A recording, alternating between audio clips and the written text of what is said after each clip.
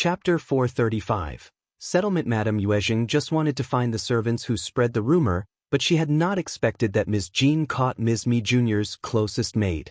What surprised her was Ms. Jean's purpose. Was she trying to break up with the second section of the family? Ms. Jean snapped angrily. I don't think the second aunt knows about this. These servants spread rumors about the master and try to turn them against each other all the time. Madame Yuezhing, we must not keep any of these people. Madame Yuezhang's face sank and she nodded sternly. You are right, they should not be kept. Speak with your second aunt and get rid of them. Yes, Madame Yuezhing. Ms. Jean answered and ordered those servants to be taken to Ms. Mi Jr. Hearing that the servants were taken away by Ms. Jean, Ms. Mi Jr. got furious and also surprised. She rushed to Madame Yuezhang's yard and on the way there, she ran into Ms. Jean. How dare you, Ms. Jean? Ms. Mi Jr. glared at Ms. Jean, looking rather furious. She was slapping right on her face.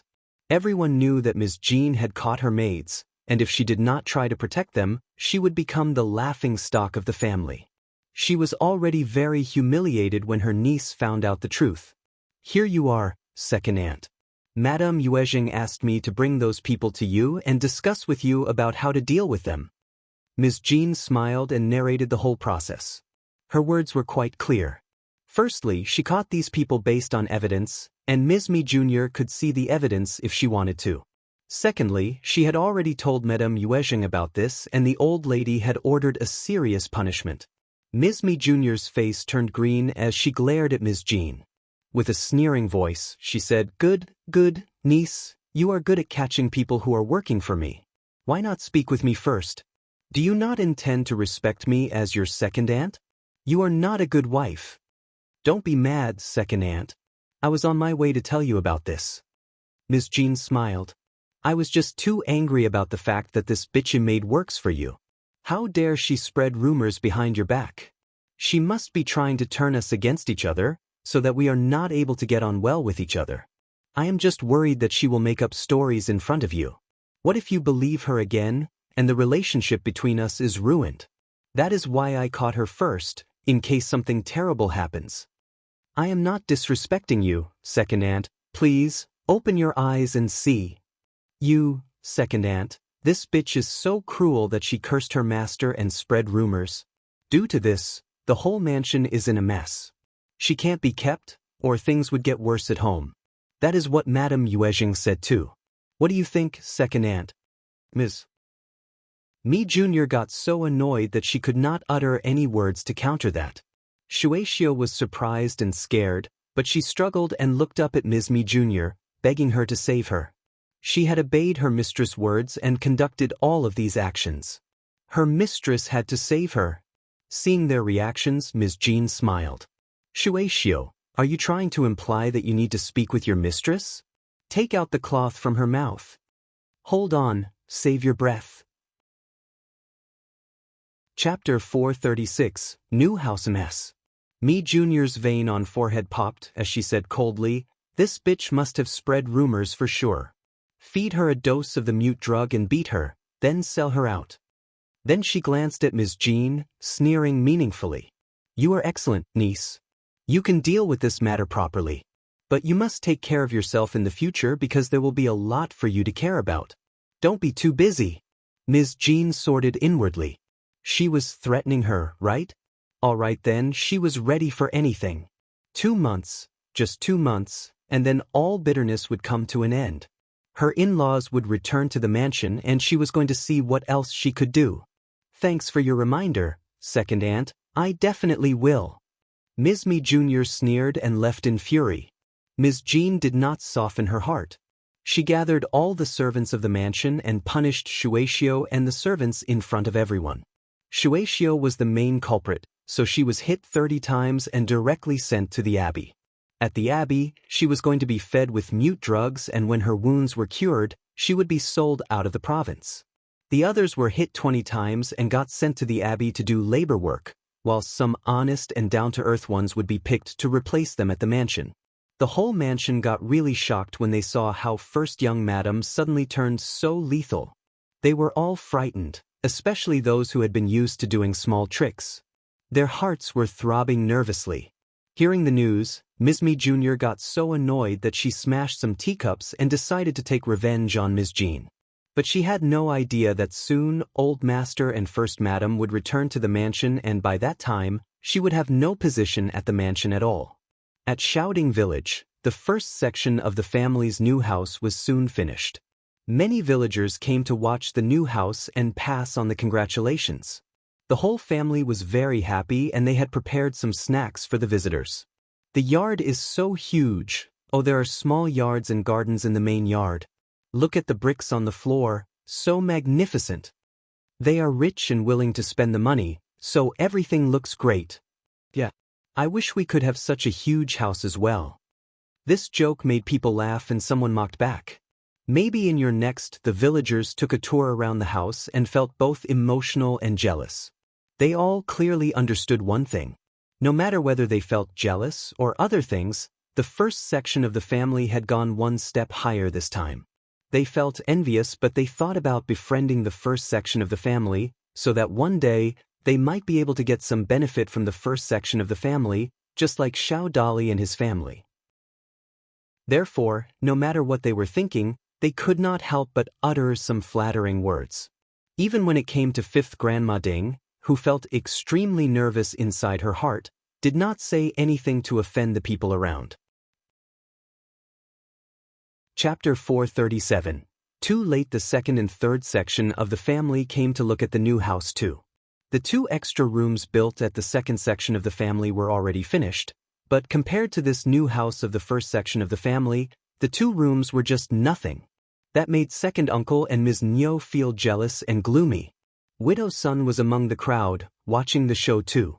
With every step that she took, she felt her heart dripping water. She felt so regretful. If she had known that Xiao Yunduan would achieve this much and the first section of the family would get rid of the second and third section of the family, she would have surely hooked up her daughter with Xiao Yunduan. If that had happened, she would have been a part of this new house too. She was the mother-in-law and she would have been able to move in. But now it was too late.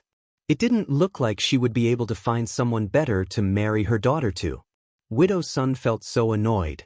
When she saw Ms. Nyo, who seemed to feel even worse, she decided to make some noise with her again.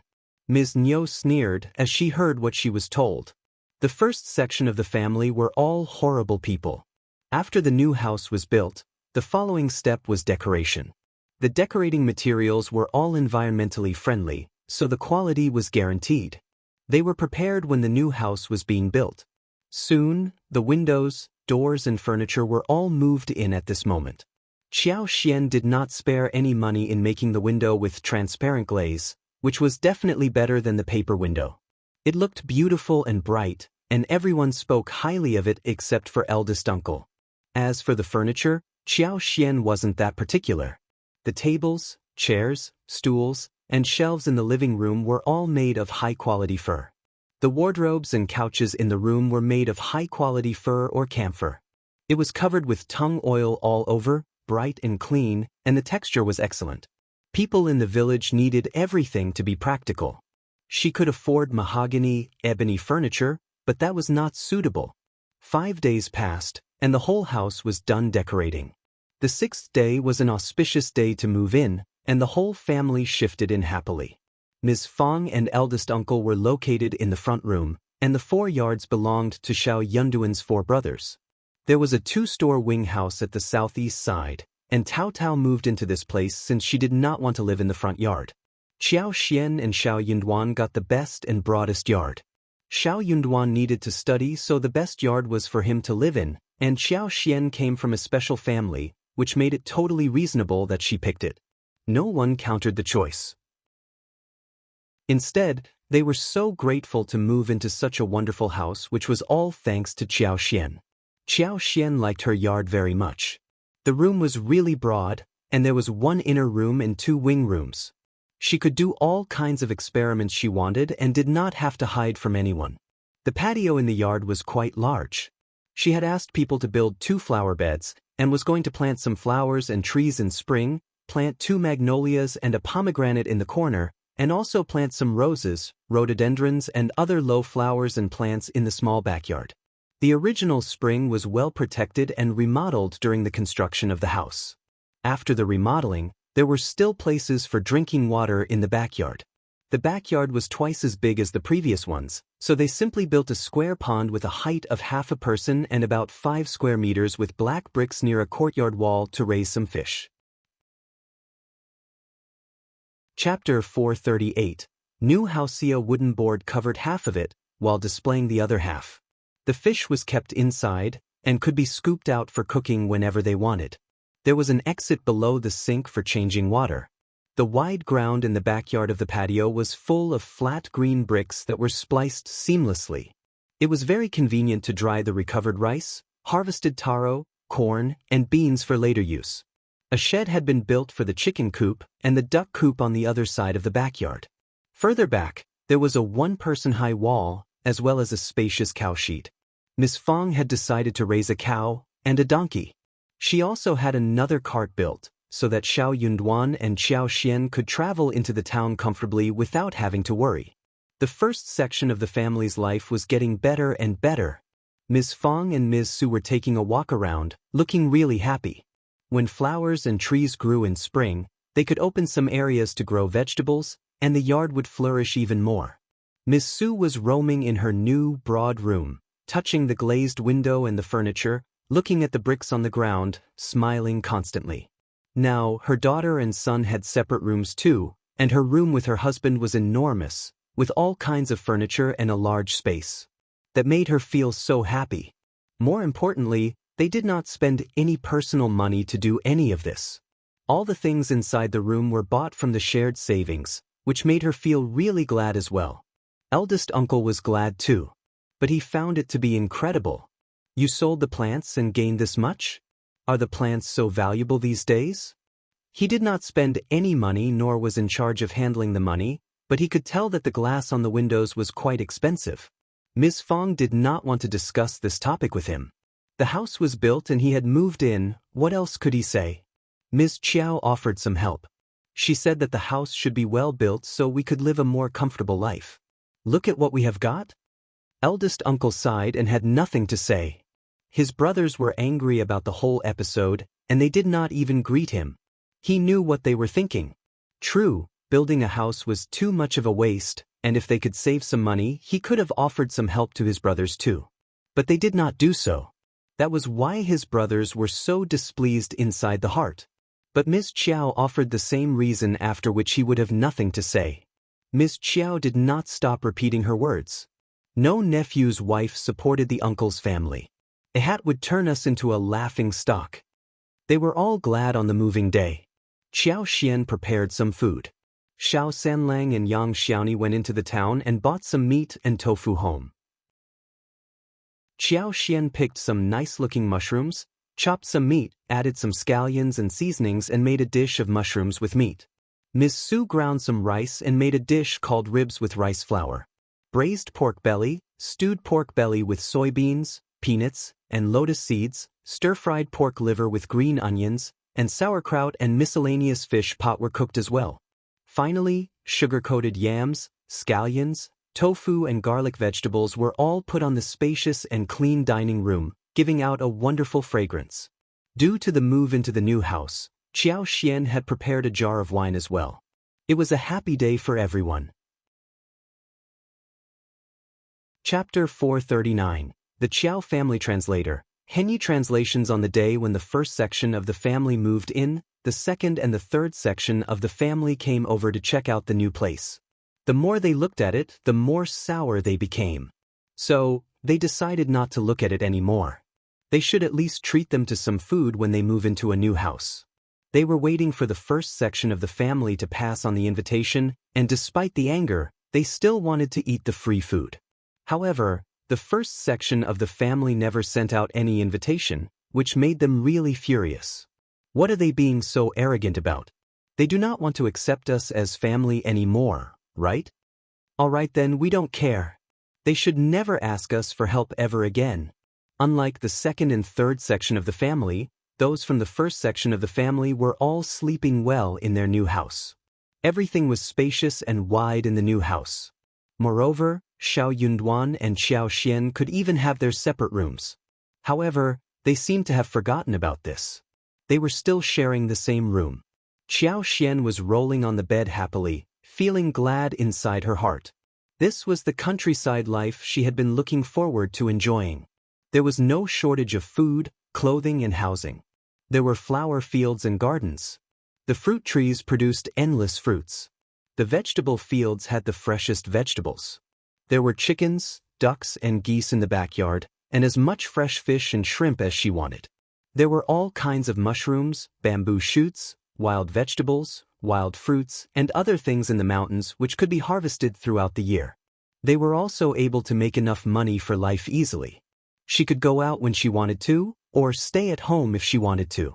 On rainy days, the whole family could gather together to make dumplings, glutinous rice balls, steam rice cakes, and various other snacks. It was all so wonderful.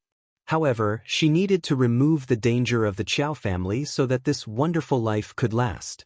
Qiao Xian needed to become stronger. The following morning, Ms. Fang asked eldest uncle to inform his brothers and the families to come over and eat dinner at the new house. Ms. Fang never skipped on what she needed to do. Eldest uncle headed off immediately. He had wanted to ask his brothers' families to eat the day before, but Ms. Fang said that the house was too messy to receive any guests, and that they should do it the next day. Eldest uncle believed that too, so he gave up on the idea. But that was not the point. The whole family wanted to have a good first day. Why would they need the second and third section of the family to cause them trouble? They wanted to spend a happy day alone. As to why Ms. Fang asked eldest uncle to inform his brothers' families, it was not because she was afraid of the gossip. It was reasonable that they did not hold the banquet on the previous day. But if they did not invite them all together, that would look intentional. Qiao Xian did not cook dinner. It was Ms. Su and Yang Xiaoni who cooked, since she already did a lot of cooking the day before. They prepared 1 chicken, 1 duck, and they fetched some carrots, vegetables and leeks, as well as some yams, mushrooms, wooden ears which would lead up to 2 full tables. They would have more people into the family in the future, so they had 1 large dining room built in the house. The place could hold 4 tables, or even 6. Chapter 440. More sour. The dining room was connected to the main room at one end, protruding towards the patio, and it was perpendicular to the main room at right angles. It was rectangular, with one side facing the kitchen and was separated by a door. On the wall opposite the door was a set of cupboards and a row of chests of drawers almost as tall as a person. In addition, there were 6 windows in the middle of the 2 opposite walls, which were inlaid with light-colored glass. During the day, the sun shone in from the windows, which was very bright. The food was put on the table, and Ms. Fang smiled and greeted everyone from the second and third section of the family. After the first section of the family finished cleaning things up, the other 2 sections of the family visited the place for the first time. Seeing that the house was neat and tidy everywhere, the brand new furniture was made of good wood, and beautifully made, they had already turned sour inside and out. They felt even more jealous when they saw the dining room. Ms. Zhang could not help but snort. "Eldest auntie, you keep saying that your windows are made of glaze, which is not cheap at all. You are saying this because you are afraid of loaning us money, right?" The eyes of the 2 sections of the family sparkled. They all nodded vigorously. Ms. Fang smiled and said calmly, "Right? Ms. Zhang." Ms. Ma could not help but shout, "Eldest sister-in-law, you are not treating us as your family. What can I do? I am already very scared. You have borrowed a lot of money from us, but you have not returned any. I have been fooled many times, and I need to learn something from the past lessons, right?" Third uncle coughed. "But we are running short of money. If we have some, we will definitely return it to you." Ms. Fang responded, "Sure, I believe you, but you must be running out of money even in a dozen years too, right? It seems that I am not looking forward to receiving any money from you anytime soon. Also, I like to spend money in the way I want to.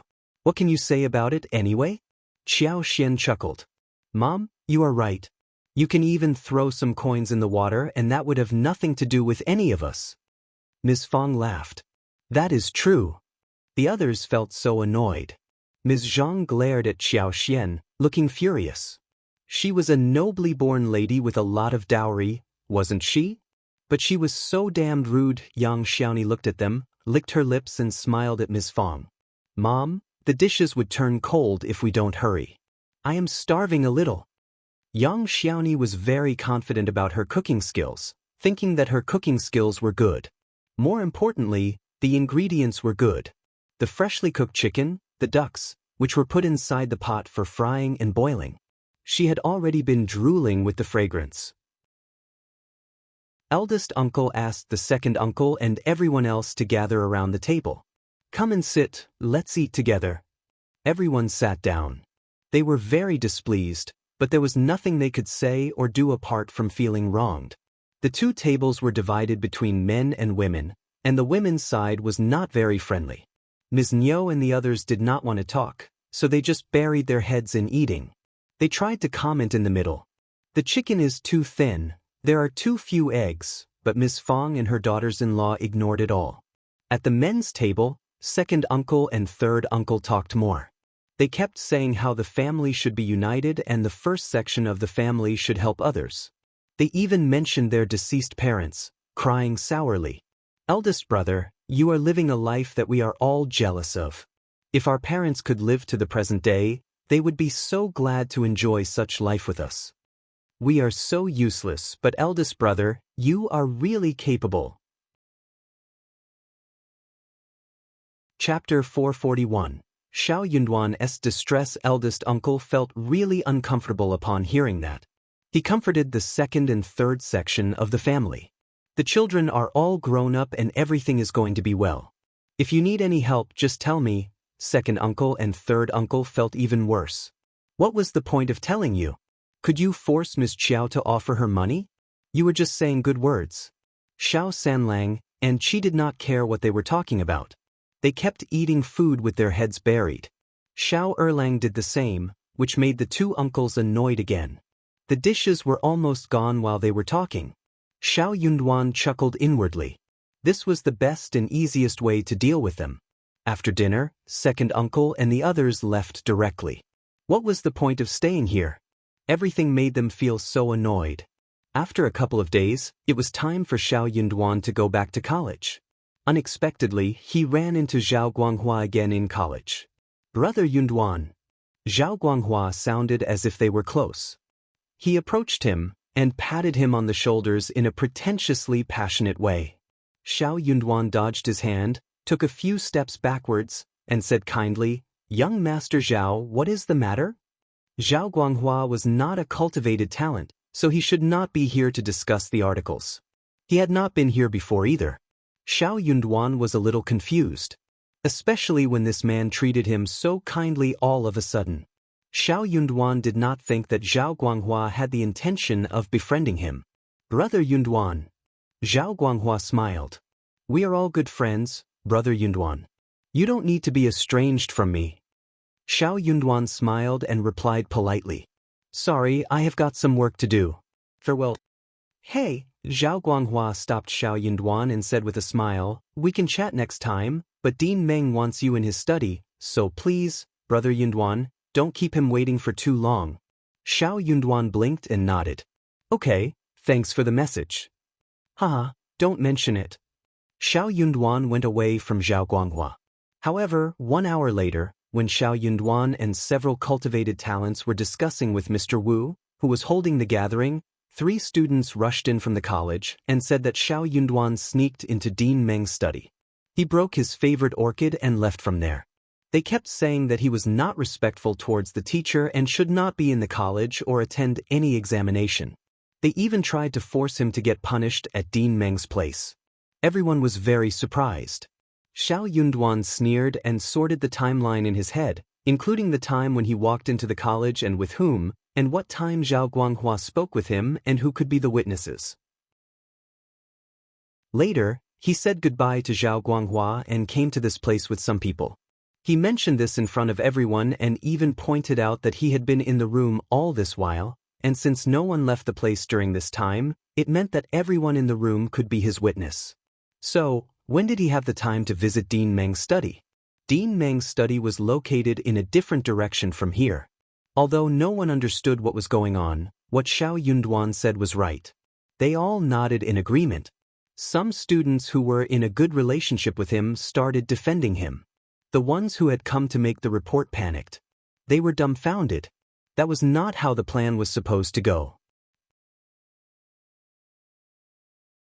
Chapter 442. A strike back. Didn't Xiao Yunduan go to Dean Meng's study at all?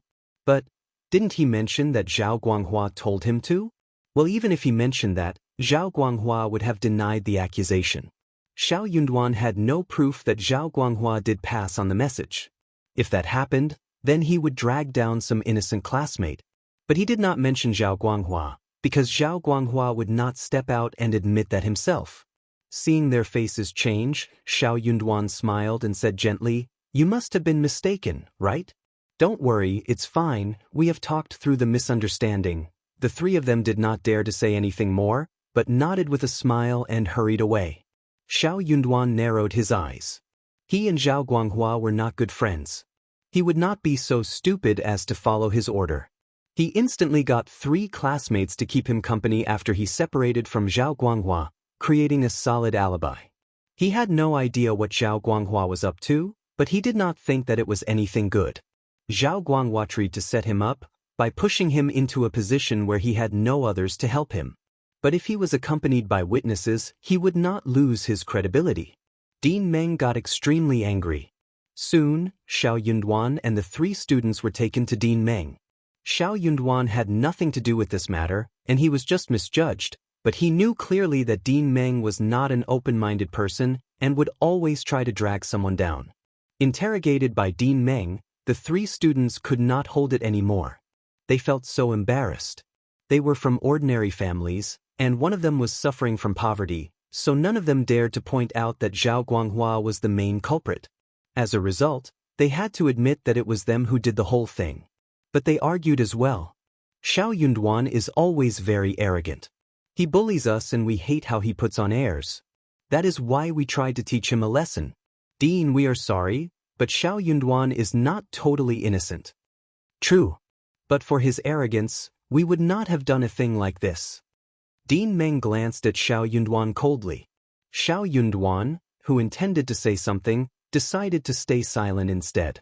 Apparently, Dean Meng bought the ridiculous excuses, or at least half of it. In that case, Xiao Yunduan did not need to give any explanation. It would not work anyways. Xiao Yunduan, what do you want to say? Dean, this is totally ridiculous. We have never hung out together and the relationships are at peace. What do they mean by humiliating and bullying? Please, I request you to clear my name which has been wrongly dragged into this. Dean Meng sneered. How dare you push your conflicts onto me? I don't care about this, just leave. The 3 students got so startled that they kept begging for forgiveness. Xiao Yunduan was shocked. But he said nothing. Dean Meng was very determined. He said coldly with sleeves flung aside, just get out now, one more word, and I will get someone to drive you out directly, then you will be humiliated. The 3 students got so startled as if they were chicken with hands over their necks, that they had no sound to utter. Xiao Yunduan bowed and said, Thanks for your tutoring, Dean, I am leaving now. He quit the room first. Chapter 443. Elder Miss Qiao's words. The 3 of them exchanged a look and left as well. Xiao Yunduan felt very peaceful. He did not feel like coming to this place either. He had been to 2 provinces twice and learned a lot from there. So he could just digest what he had obtained in his head. He did not have to be here. He walked out of the college and saw the wagon parked not far away. It was Zhao Guanghua who had just lifted the drapery and smiled at him. Xiao Yunduan turned around and walked towards him. I don't understand why you want to set me up. Zhao Guanghua sneered and said indifferently, I don't like you, so I did it. It happened, right? You are out of college, no? Good. Ha. Xiao Yunduan left without a word. Zhao Guanghua threw a disdainful look at his retreating figure, put down the drapery and ordered the coachman to go home. Zhao Guanghua did not like Xiao Yunduan. But Xiao Yunduan was Xiao Lulang's cousin and Xiao Lulang kept flattering him, yet Xiao Yunduan did not do so, which made Zhao Guanghua feel annoyed. He would not have done anything under normal circumstances, but elder Miss Qiao told his sister Zhao Ming about how to drive Xiao Yunduan out of Minghua College. That made Zhao Guanghua feel motivated. He was quite willing to work for elder Miss Qiao. He was expecting to gain some benefits from elder Miss Qiao and her father for his family. Elder Miss Qiao felt moved and decided to marry him. That would make everything so good. That was why he decided to make this incident happen. Zhao Guanghua did not order anyone to pass on the message to Qiao Wei at the mansion. Instead, he was going to tell elder Miss Qiao the detailed story over dinner at restaurant Yanhe when his sister went to visit Qiao Wei. If they could talk over food a few times, their relationship would definitely become better. Qiao Wei decided to do so because after speaking with her mother the other day about ripping Xiao Yunduan of his title as cultivated talent, she realized that it was not so easy. She did not think that Xiao Yunduan would become a recommended man either, so she dropped the idea. But she still felt really annoyed. Hence, she came up with the idea about driving Xiao Yunduan away from the college. She did not think that a poor cultivated talent like Xiao Yunduan had any talent, so if he was driven out of the college, he would get distressed and would not be able to move on. It would effectively cut away his means to take the examination. She could not do it herself. But she had heard Zhao Ming mentioning about her brother who was also at Minghua College, so she went to Zhao Ming and asked her to get her brother to do the task. Hearing the result, Qiao Wei felt very satisfied. She even gave a box of cosmetics to Zhao Ming. She could tell that Zhao Guanghua was trying to suck up to her, but she did not care about the flattery. She was used to enjoying his attention all the time. Her fiancé was from a duke family in the capital, and Zhao Guanghua was just a son of some rural businessman. How dare he dream about marrying her? Back at home, Xiao Yunduan did not show any difference in his demeanor. But Qiao Xian sensed something. She asked him in private. Did anything unpleasant happen at the college? You don't seem to be in a good mood today. Chapter 444. Possibility. Xiao Yunduan laughed. You sensed it? Qiao Xian was startled, asking directly. For real? What happened? Xiao Yunduan, who had not wanted to say it in the first place, did not conceal the incident and revealed the whole truth. In the end, he said, it is not a big deal anyway. Qiao Xian got so annoyed. Is it the young Master Zhao who visited cousin the other day? He is so horrible. Good that you did not get tricked, otherwise it would be very difficult to get your name cleared. It was an imperfect plan, but it worked out well in the end. If Xiao Yunduan had visited Dean Meng's study and Zhao Guanghua denied that he passed on the message, then Xiao Yunduan would have had no excuse to defend himself. Zhao Guanghua was wealthy and gentle, and the college would have definitely taken his words into account. Even if this was put into the governmental office, her father would not have defended Xiao Yunduan because he would have thought that this was too humiliating for him. Worse, he would even accuse him of the wrongdoings. Xiao Yunduan smiled. This man is not a moral person, and I have never hung out with him, so I would never have believed him, especially since he suddenly tried to get close to me. Qiao Xian smiled. Other people might have ignored this point because no one would expect that he would dare to plot the dean. But you are so smart. Honestly, Dean Meng is not a nice person either. You were misjudged, and he even ordered punishment for you. Xiao Yunduan said, it doesn't matter. I don't need to go to college any longer. My studies would not be affected. But I just can't tolerate this injustice. Suddenly, Qiao Xian thought and said, you don't think that Zhao Guanghua bought out Dean Meng as well, do you? Moreover, Zhao Guanghua would not be affected even if you are not at the college, right? Why did he suddenly do this? For your cousin's sake. Your cousin isn't that powerful in his eyes, right? Qiao Xian had never met Zhao Guanghua before, but she had met Zhao Ming before. People like them would not treat Xiao Lulang as a true friend, nor do anything for him. The more she thought about this matter, the more confused she became. Xiao Yunduan had some speculations. He had never been enemies with anyone, and the only people who held a big grudge against him were the Qiao family. They ran into Qiao Ko and Qiao Wei the other day, and he met with such an incident now. How could he not think that there wasn't any connection between the two? He did not want to tell Qiao Xian about this in case she felt guilty. It was not necessary to mention this guest to her. Fearing that Xiao Xian may think about this aspect, Xiao Yunduan interrupted her contemplation gently. No one knows what someone is thinking about? It is not strange that people do something stupid at any time. I can still study for the imperial examination at home, which is better for me too. Qiao Xian nodded. If she continued to talk about this, she might make him feel even worse, so she stopped discussing it and tried to encourage Xiao Yunduan so that he could feel better. Xiao Yunduan let out a sigh of relief seeing that she did not mention this topic anymore. It was getting very cold outside, and the wild chestnuts and persimmons in the mountains should be ripe. That made Qiao Xian feel highly motivated. It was a fine day when everyone went into the mountains to seek the wild chestnuts. Qiao Xian soon found a large patch of wild chestnuts on a flat hill. Since there were few people in the deep mountains, many chestnuts that fell on the ground had not been picked. There were some chestnuts with shells, rolling in the fallen leaves and grass, like little hedgehogs. Chapter 445. Abundance. Qiao Xian and others used wooden sticks to push away the fallen leaves and weeds, and picked up the shiny black and purple chestnuts, placing them into the basket.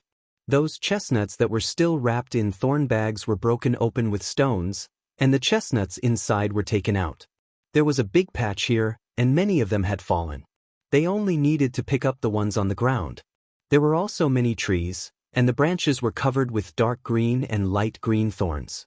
They simply needed to climb up the tree and shake the branches, and the fruits would fall down. There could be no one standing under the tree, or they would get bumps all over the head, which might cause some hurt. Yang Xiaoni and Xiao Sanlang were foodies. They kept crushing the shells, picking the fruits and stuffing them into their mouths. The black and purple hard shell of the fresh chestnuts was peeled off, and then the inner layer of skin that was close to the nuts was taken off as well. When the light yellow chestnuts were eaten into the mouth, the juice was rich. It was crunchy and sweet, and the more they chewed, the more delicious it felt. They did not move an inch ever since they found this place. In the end, they harvested a lot of things.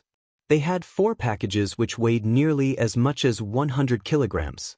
Each of them carried some home smoothly. There are many trees, and we can come again in a week or so. We must take all of them home. There are so many of them. Yes, we can come again next time. They wondered what they could do with the chestnuts. Of course, there were many delicious things which could be made. Qiao Xian counted them one by one with a smile on her fingers. Needless to say, fresh chestnuts, stir-fried vegetables, stews, boiled or steamed are delicious.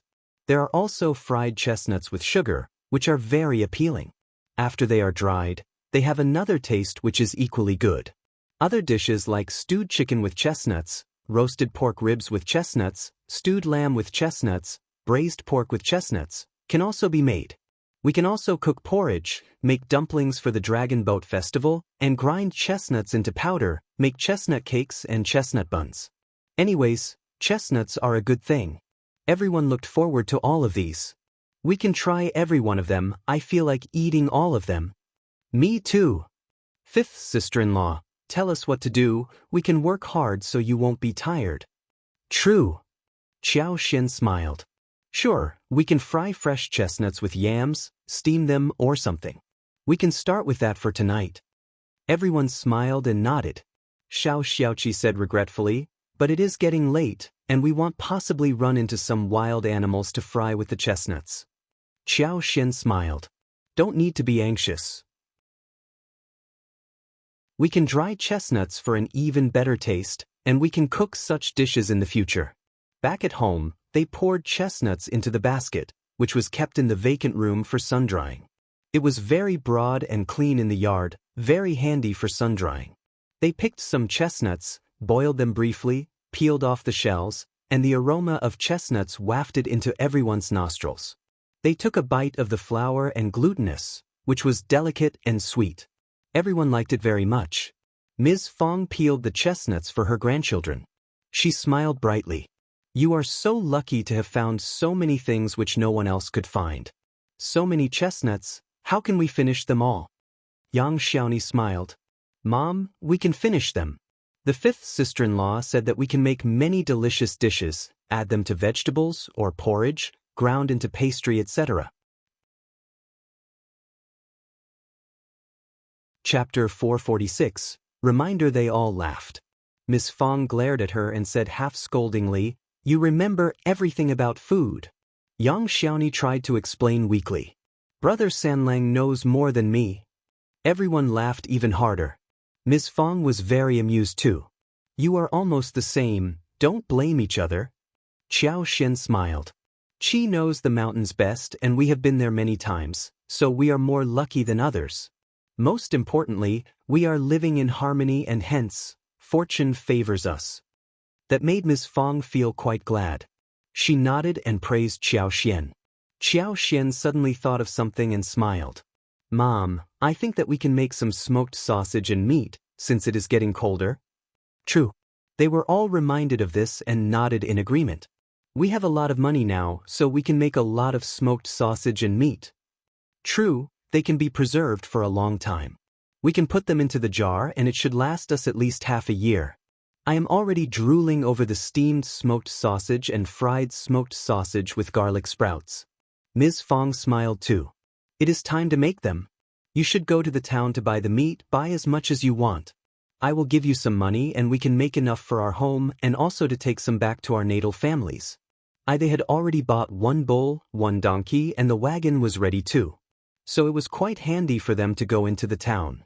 They would store some smoked meat and sausage in the past, no more than 10 kilograms, which would be finished after a few days. This year, things were different.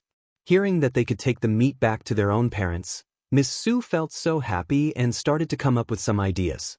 Qiao Xian was very interested and most knowledgeable about food. She was living a very easy life as long as the Qiao family was out of sight. They had money now, and all the food she bought was the most original, pure, green and pollution-free. The taste was really good too. Let's buy meat to make sausages, meat, pork liver, pork belly, pig heads, and pork knuckles. These can also be made into smoked meat, which is delicious. Also, we can make smoked ducks and fish. Let's pick some big ducks and long fish, which should taste better than pork. Miss Fang and the others were all shocked. No one in the village had made this kind of smoked meat before. Yang Xiaoni smiled in agreement. "Fifth sister-in-law is right. Her words make me feel so greedy. Mom, let's make them please." "Yeah, we can fish in the river, find big fish." "True." Okay. Ms. Fang smiled. "Let's make them all. Buy 10 big ducks home when you shop for meat on the street." They all smiled and nodded in agreement. So, the next day, Xiao Sanlang and Yang Xiaoni went into the town to buy meat and ducks.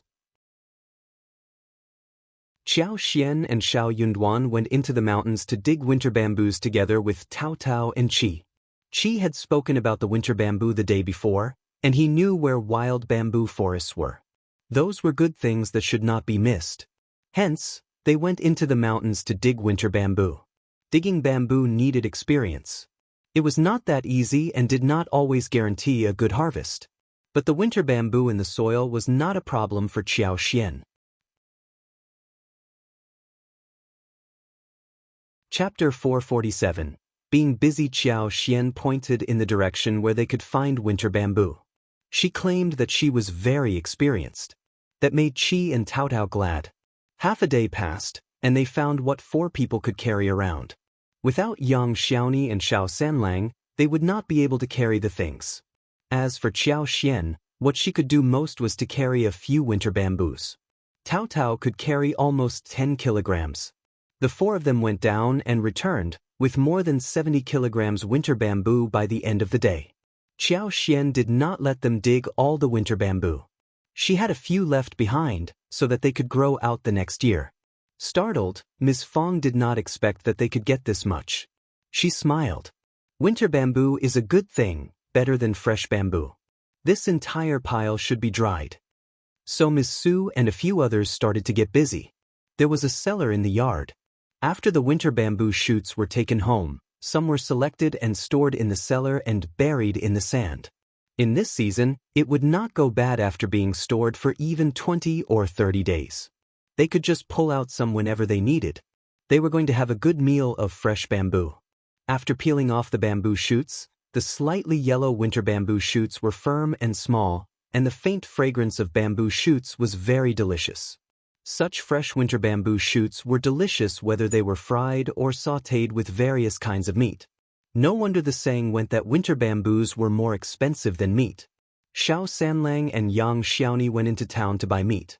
They were going to make stir-fried sliced pork with winter bamboo shoots, stewed pork ribs with winter bamboo shoots, fried sliced bamboo shoots with shiitake mushrooms, and shredded fish along with bamboo shoot soup. They intended to get up early the next day, and were going to cut the winter bamboo shoots into cubes, add meat fillings, dried plums, and soaked peas so as to make wrapped buns with fillings. These buns would be steamed. Such delicious buns would surely make everyone greedy for them. In addition to the ones kept in the cellar, Ms. Fang cut the winter bamboo shoots into slices that were neither thick nor thin. She blanched them in boiling water, added enough salt, picked them up and put them in a dustpan to dry, so that they could be made into dried bamboo shoots. They were all very busy. When Xiao Sanlang and Yang Xiaoni returned home, it was already evening. Ms. Fang understood that the couple must have eaten and bought a lot in the town before they decided to return home. The reason why they arrived home before the evening was because they were drooling over Qiao Xian's cooking skills. Thank goodness for that. The two of them bought half a piece of pork and asked the butcher to cut it into pieces suitable for making smoked meat. They bought another 20 kilograms of meat for making sausages as well as casings. They also bought what Qiao Xian asked them to, which included 3 pig heads, 6 pork knuckles, 2 pig livers, and 3 pig stomachs. They even had rib bones and pork belly with them. They managed to buy 20 ducks who quacked all the way home. They could not deal with the ducks this evening, so they were kept in the shed in the yard. Pork needed to be processed first. They were all engaged in different tasks. Qiao Xian was cooking, whilst Tao Tao and Qi helped her. Ms. Fang, together with 2 of her daughters-in-law, started to wash the meat, pork knuckles, pig heads, etc. They spread a layer of coarse salt evenly, and then put them layer by layer in a clay tank. This would be marinated for about 4 or 5 days. After being taken out, it would be washed with warm water, stringed it with a straw rope, and hung above the stove. They could smoke them when they cooked food later. When time was enough, it would be turned into delicious smoked meat. Chapter 448. Smoked fish. The sausage required a little more effort. They washed the meat, cut it into small pieces, and marinated it with various seasonings. It was put into the casing at noon the next day. After that, it was also hung on the stove to be smoked naturally. Ms. Fang made the sausage whilst Ms. Su and Yang Xiaoni killed the ducks. It wasn't very easy to remove the feathers from the 12 ducks, so Tao Tao and Qiao Xian helped as well. The method of making smoked ducks was similar to that of smoked meat. They just needed to clean the whole duck and hang it up. The duck selected for wax duck needed to be fat, otherwise it would only have a skeleton without meat after drying, and it would not taste good. They processed 12 ducks, and kept away quite many duck feet, duck liver, duck blood, duck intestines, and duck gizzards, which were all wonderful things. The family decided to eat hot pot that night. This was the pot that Qiao Xian had asked a craftsman to make because she was greedy for it. They used the pork ribs bought the previous day to make the soup base. After boiling them, they simply stir-fried it to make a spicy pot bottom, just enough to make a double-tasting pot. Apart from the intestines, they had a few more vegetables prepared, such as yam slices, wax gourd slices, shiitake mushrooms, taro slices, winter bamboo shoots, spinach, coriander.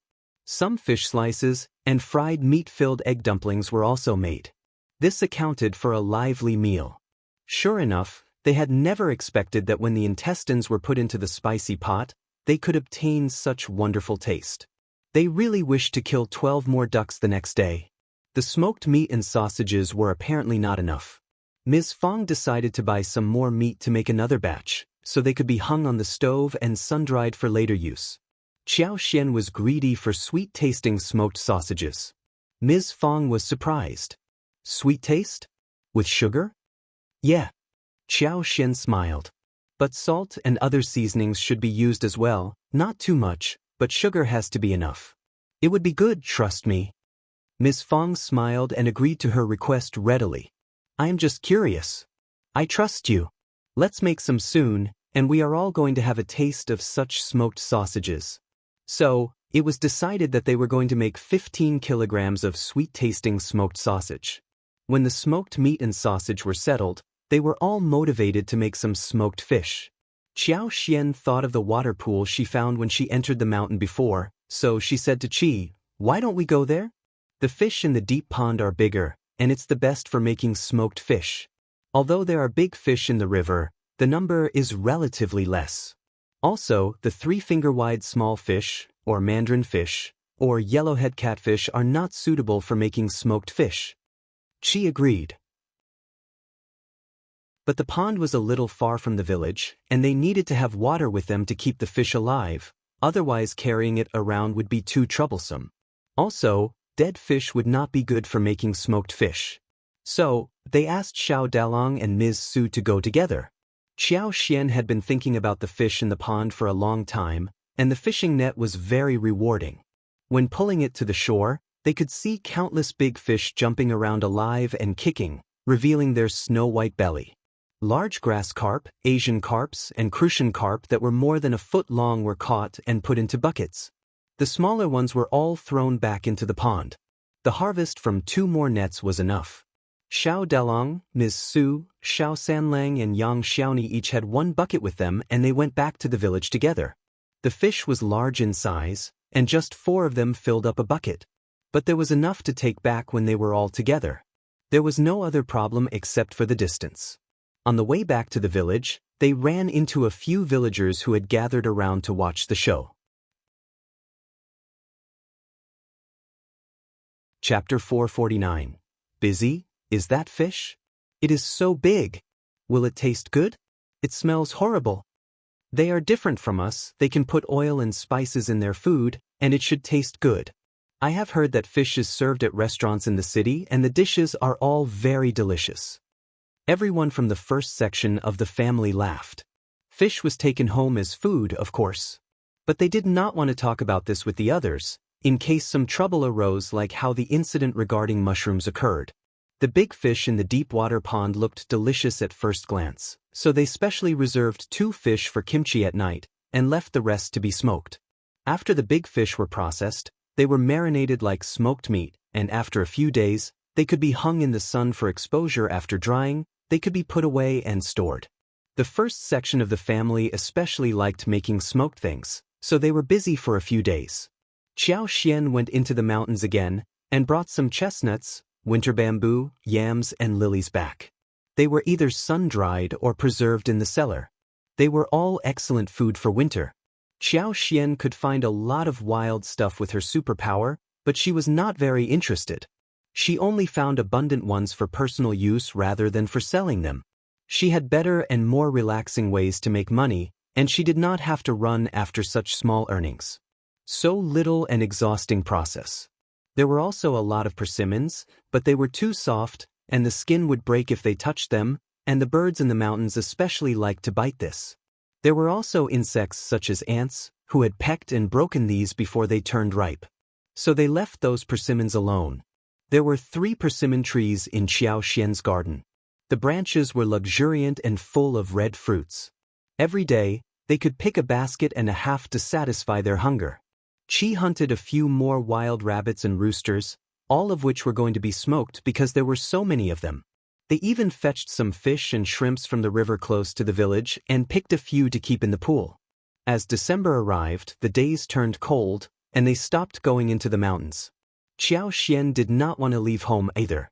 They had a very solid house, enough clothes, plenty of blankets and surplus wood for winter. Ms. Su, Yang Xiaoni and Qi found the days to be boring. They either visited friends or went into the mountains to chop some wood. Qi visited the mountains every now and then. He could bring a lot of interesting things home every time he went there.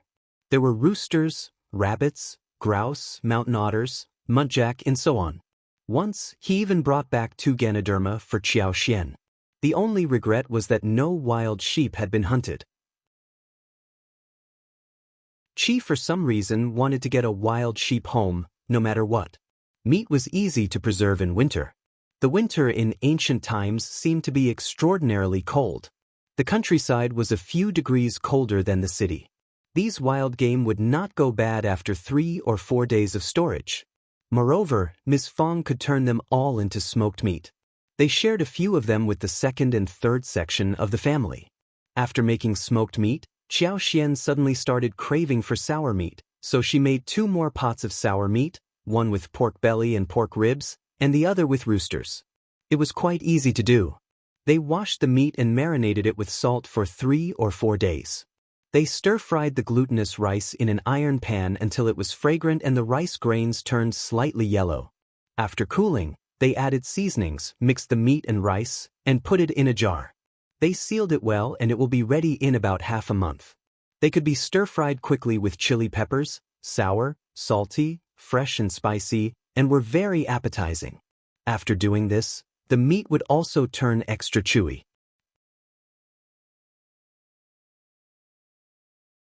Chapter 450. A narrow encounter. While sour meat was being made, they made some preserved eggs and salted duck eggs as well.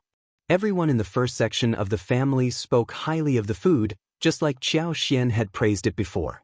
They got everything prepared and they would have good food for the upcoming winter. Ding Erju passed on the letter, saying that the house would be built soon and asked if Qiao Xian wanted to join them. Xiao Yunduan and Qiao Xian paid a visit to the Zhang village soon. The villagers had worked fast and effectively. Due to Ding Erju and Madame Zhou's keen supervision, they did not cut down on their labor work. They had done the work according to the paper Qiao Xian and Xiao Yunduan gave them. The pond next to the vegetable garden had been dug by the tenants. It was finished, and there was a circle of green bricks about 1.5 meters wide that had been laid on the ground. Some pits were prepared for spring tree planting. A willow, 2 peach trees, 1 elm tree, 1 locust tree and 1 mulberry tree were planted beside the fish pond. When they grew into lush shade trees, they would not only shade the pond from the sun and cool down in summer, but also provide a place where they could sit and fish under the tree and eat the fruit leisurely. When they could not finish the fruits, they could feed it to the fish in the pond. How wonderful! Xiao Yunduan and Qiao Xian were very satisfied by what they saw. The leader told them that they could have the house settled after a few more days, and they were invited to have a look at it when the work was all done.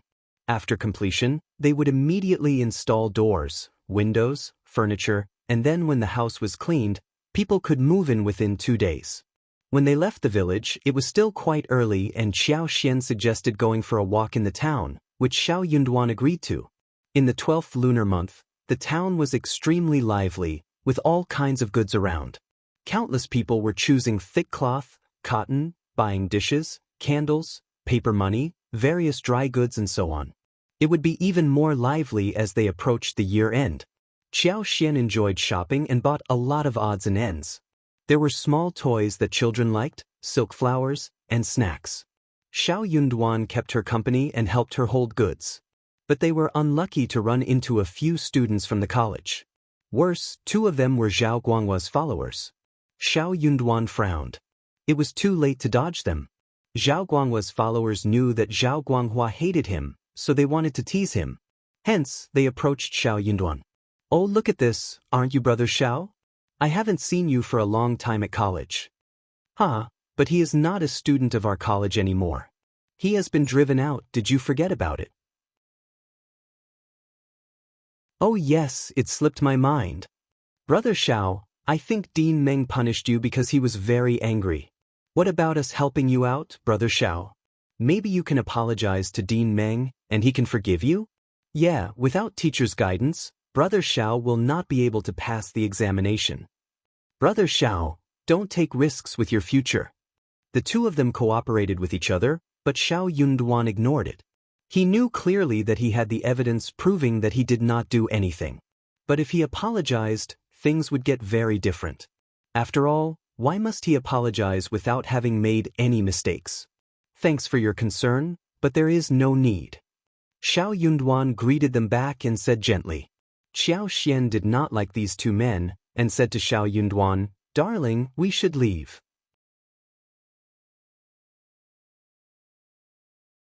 Chapter 451. Strange elderly man. Xiao Yunduan spoke to them with a lowered head. Sorry, we are heading home soon. You can continue with shopping. The others in the gang were in a good relationship with Xiao Yunduan, but when cultivated talent Lin and trainee Lu were teasing Xiao Yunduan, they did not dare defend them.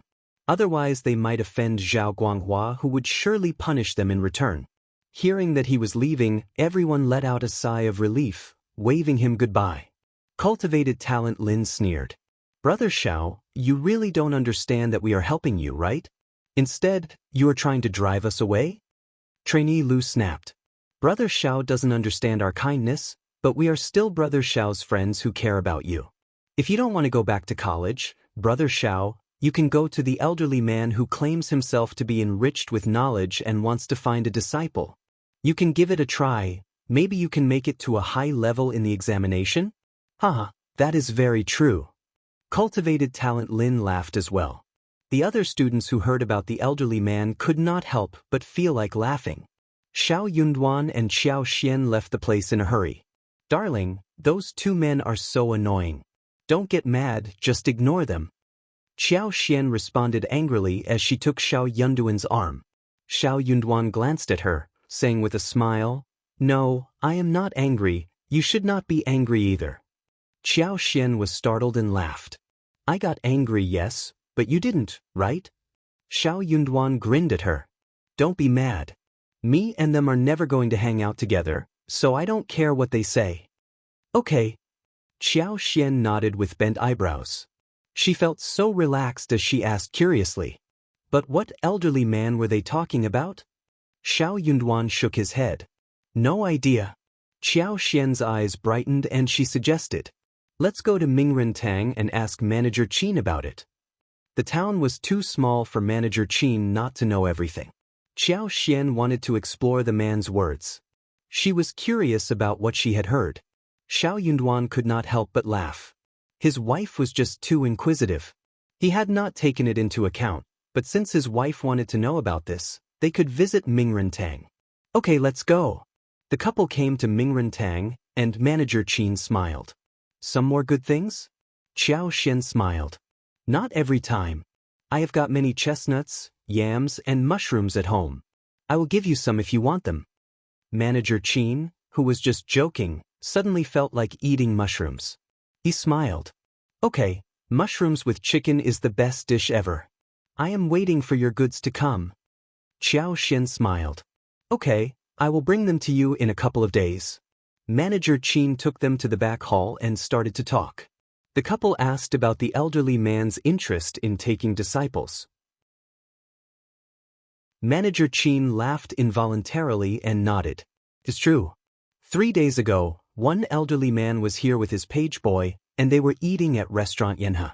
The elderly man claimed that he is not occupied, so he wants to take in a disciple to teach. He even has a few conditions for it. He wrote a poster and had it pasted at the gate of the restaurant Yanhe. Everyone has been laughing at him ever since. Chapter 452. Interesting man. Xiao Yunduan and Qiao Xian found the whole thing very interesting. We did not notice the poster when we went in. We will check it out later. Manager Qin smiled. The poster is gone. Someone ripped it off.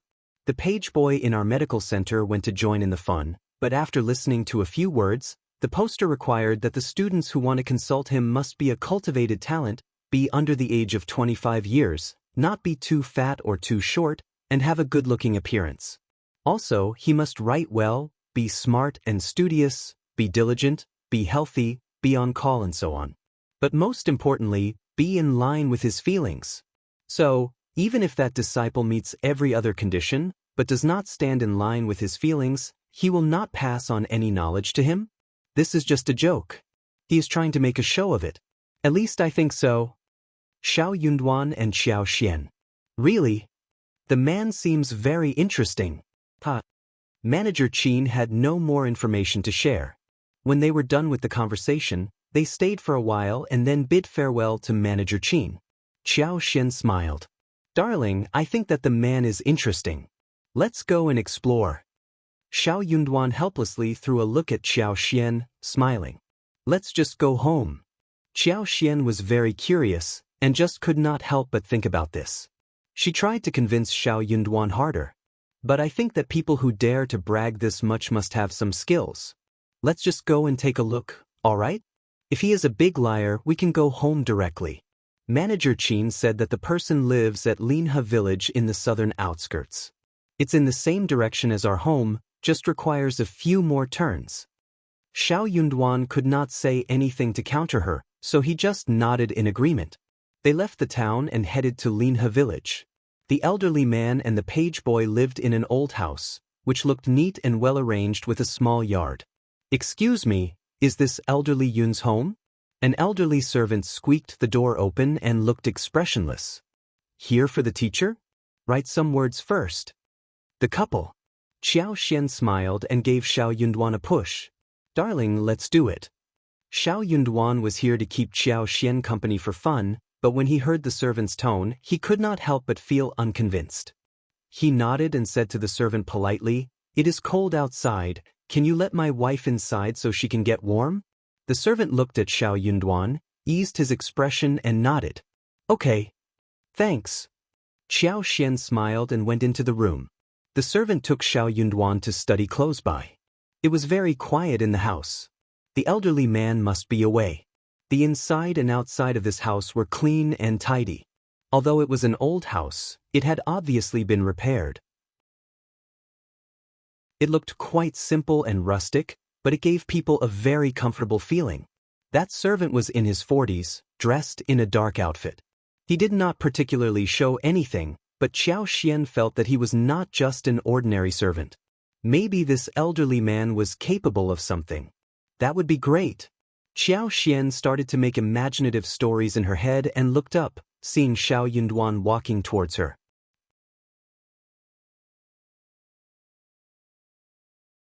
Chapter 453. Another visit. Xiao Xian got taken aback.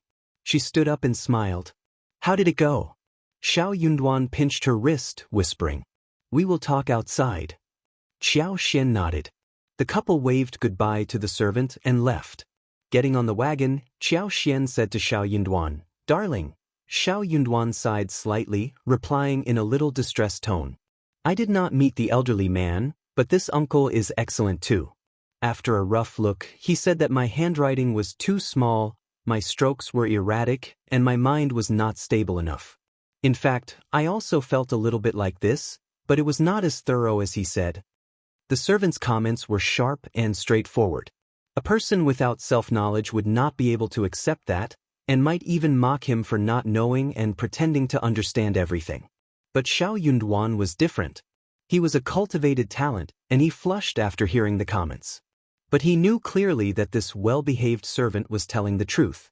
Qiao Xian was shocked to hear his words. She blinked and sighed.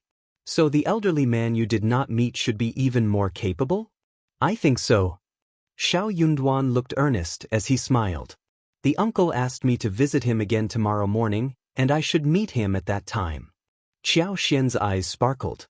"Darling, you should definitely work hard. If that elderly man is capable, he can help you. He will definitely be much better than the low-class college teachers."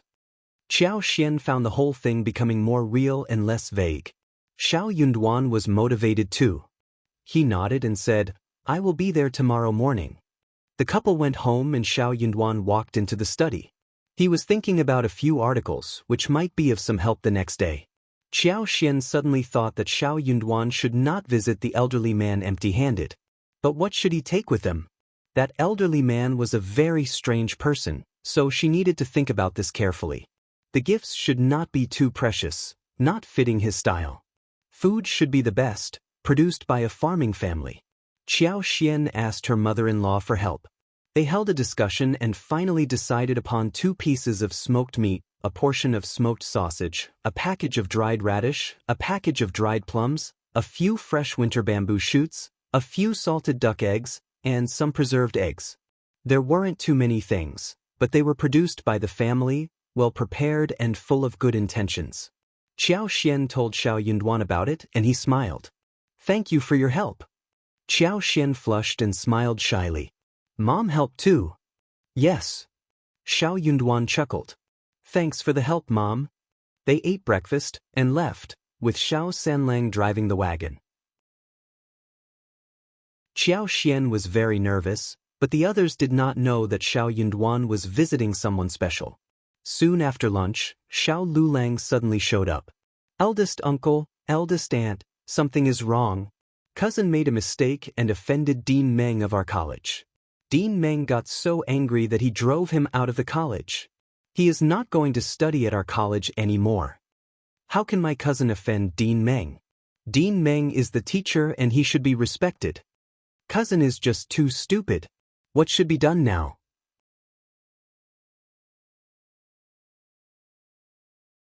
Chapter 454. What?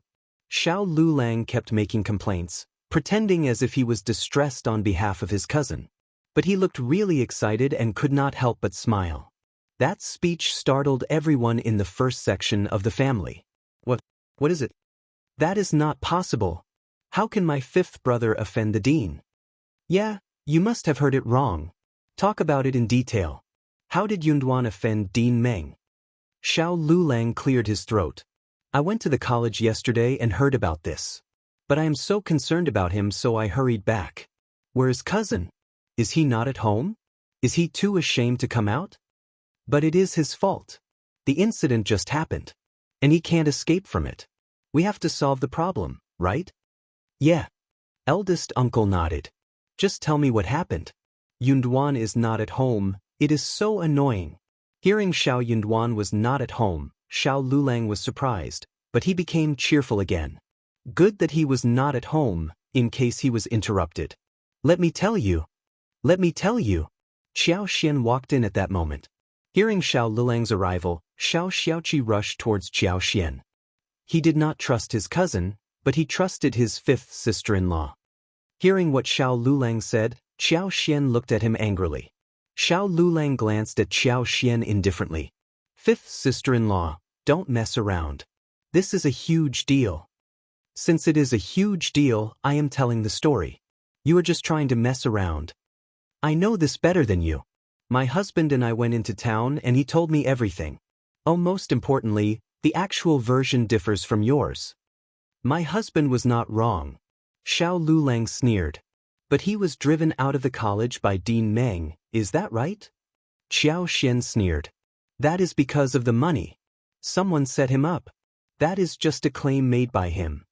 You are the one making a false claim, and you wish that my husband is not doing well. Stop it. Ms. Qiao turned impatient. Shut up, Xiao Lulang. Ms. Qiao, you talk? Yang Xiaoni added. Yeah, fifth sister-in-law, tell us the truth. Everyone supported Xiao Xian and ignored him.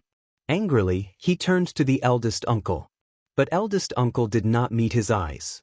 Xiao Lulang sneered inwardly. Okay, let's hear her version. Xiao Xian narrated the whole thing step by step. She did not reveal the conjecture that Zhao Guanghua must have teamed up with others, otherwise Xiao Yunduan's reputation might be ruined. So, she pushed all the blame to Zhao Guanghua. Zhao Guanghua and his followers set up Xiao Yunduan, and that irritated Dean Meng, who ordered 50 hits on all of them. Xiao Yunduan was totally innocent, but he was so good that people got jealous of him and made him run into this trap. Chapter 455. Nonsense. Dean Meng was too angry to say anything, and he was used to being respected all the time. He had to vent his anger when his favorite orchids were broken. He just could not hold the anger to make himself feel worse. That was why Xiao Yunduan did not want to continue facing the wrath and chose to go home. He could still study at home. Ms. Fang and the other members of the family became irritated. They could not blame Dean Meng, but they were all thinking the same thing inside their hearts. They were quite disappointed as well. Wasn't Dean Meng supposed to be a knowledgeable scholar? How could he behave so unfairly? Xiao Lulang did not believe what Xiao Xian said. If it had not been cousin's fault, why didn't he defend himself? Didn't he feel unhappy? Dean Meng is not a confused man. Xiao Xian was surprised. Dean Meng is never confused. He loves the orchids and he was very angry. Also, didn't I just say that my husband did not defend himself because he did not want to make Dean Meng feel even worse? Otherwise, those 3 students would have insisted on the conviction and made excuses. Would you take responsibility if Dean Meng got annoyed? Those students already admitted that they broke the orchids, and they set up my husband because they were jealous of him. My husband had an alibi, clear and straightforward. Everyone from the college knows about this, but only you have no idea what is going on.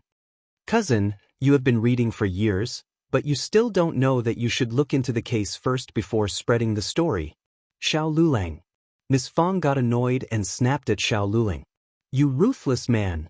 How dare you come to us and talk about this? But for Ms. Qiao, we would all have been scammed by you. I am warning you, you should not think about spreading the rumor in the village. Otherwise I will give you a hard time during the new year. You better pass on the warning to your mother too. Xiao Lulang shivered out of anger, but he looked very guilty. Xiao Dong, who had always had a good temper, was not pleased either. Cousin, it is your fault. You should have looked into the matter first before telling us about it. You just frightened us. Eldest uncle sighed annoyedly too. Luling, you don't do this anymore. Dalang is right, you should talk about something only after you look into the matter. Qiao Xian chuckled. I have noticed that you have been at home after the college examination, and you have not been to the college for a long time. You must have lost the method of looking into the news. It is soon going to be the new year. Are you going to college or not after that? What about going there after the spring plow next year? You need to do some labor for your home since you are not promising enough to have a future in studies, right? You can't just not do anything, right? Xiao Lulang got both annoyed and embarrassed. What do you mean?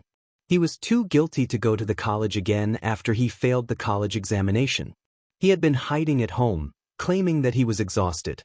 So, he needed to stay at home and rest. Qiao Xian did not like to reveal people's drawbacks. But she wished to reveal Xiao Lulang's shortcomings at this moment. She was very willing to do so. Cousin, you are a scholar. How can you fail to notice my meaning? I am being kind-hearted.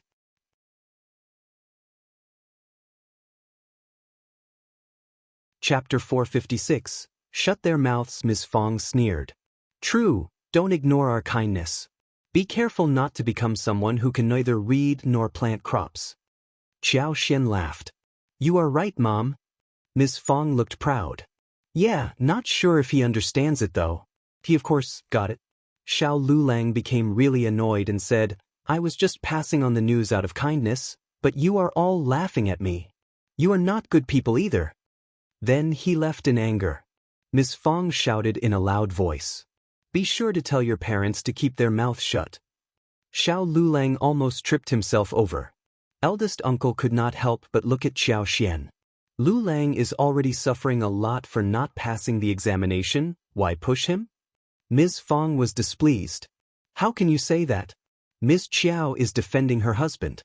Did you hear what Lulang said? He had made up stories about your son. Dad. Qiao Xian smiled. Mom is right. I was just very displeased. Also, maybe my cousin will become really hardworking after this stimulation and pass the examination the next time? Ms. Fang nodded. Yeah, what a good method. Ms. Qiao, you are so smart. Qiao Xian smiled. Thanks, Mom. Eldest uncle, anyway. Eldest uncle felt that he would get really annoyed if he continued speaking to the two of them. Miss Qiao was so thick-skinned. Any other daughter-in-law would get embarrassed when scolded by her father-in-law. But she seemed unrepentant. Moreover, she was still laughing cheekily. Then what will Yunduan do if he cannot go to college? Everyone was startled, and turned to look at Qiao Xian. Qiao Xian, she was confused. Why was everyone staring at her? She had no idea. My husband should have an idea of his own. Let's wait until he comes home. Okay, Ms. Fang sighed. Let's wait until he comes home. As the group was dismissed, Qiao Xian smiled at Ms. Fang. Husband did not tell us about it because he did not want to worry us. But I noticed his displeasure after spending one day with him. He told me not to reveal this to you. He knows what to do. Mom, he has never made you worried and disappointed. He must have an idea of his own. Don't worry. Ms. Fang felt much better after hearing that. She nodded and smiled. Yeah, Yunduan has been very understanding since childhood. He even knew how to comfort me when he was young. He should have an idea of his own. It was not until evening when Xiao Sanlang and Xiao Yunduan arrived home in the cold. They had coal basins at home and the thick door drapery drove the chill away. Yang Xiaoni served them hot tea. Ms. Fang, eldest uncle, Dalong and Qi, as well as Tao Tao were all gathered in the room, hearing their return. Xiao Sanlang was drinking tea when he glanced about, asking curiously, "What is going on with you all?" Ms. Fang rolled her eyes and said, "Just drink your tea." Yunduan, feel better after the tea?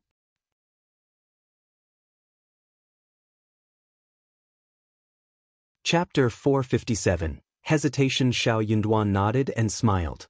I was in the wagon and I should be fine. But the third brother was out in the cold.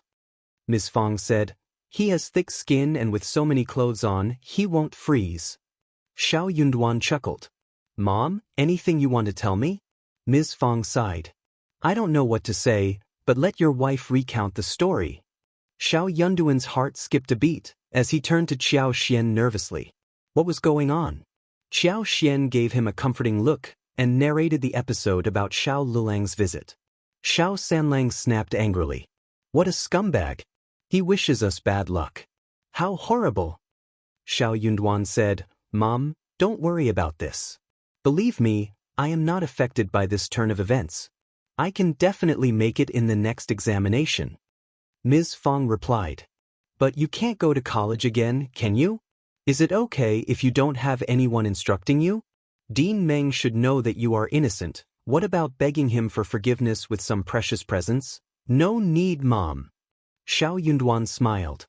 "Don't worry, I know what I should do." Ms. Fang still looked hesitant.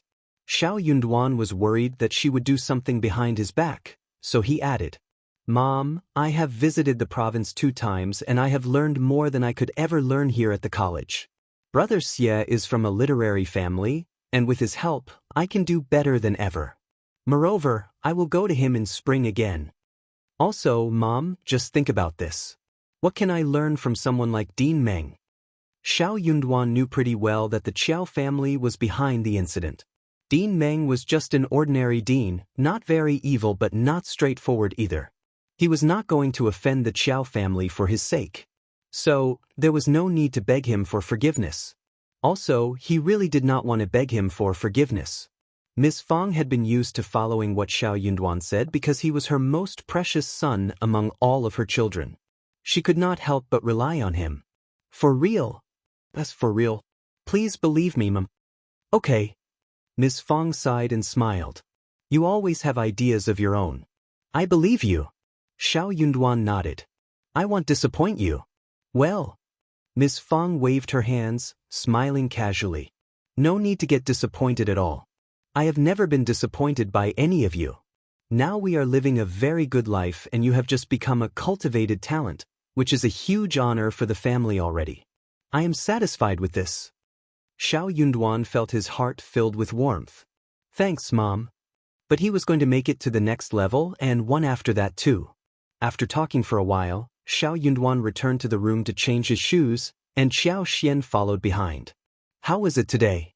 Did you meet the elderly man? Is he a very capable person? Otherwise he would have come home earlier." "Yeah." Xiao Yunduan nodded and looked very excited. "Master Yun is very knowledgeable. No wonder he has put forward so many conditions boldly. I listened to his speech and I feel that I have read 10 more years of books. Master Yun asked me to visit him every 3rd day, and he would give me homework and instruct me to do some article interpretation. I feel more confident about the examination already." Xiao Yunduan could not hold his excitement anymore. He was totally amazed by his experience during the day.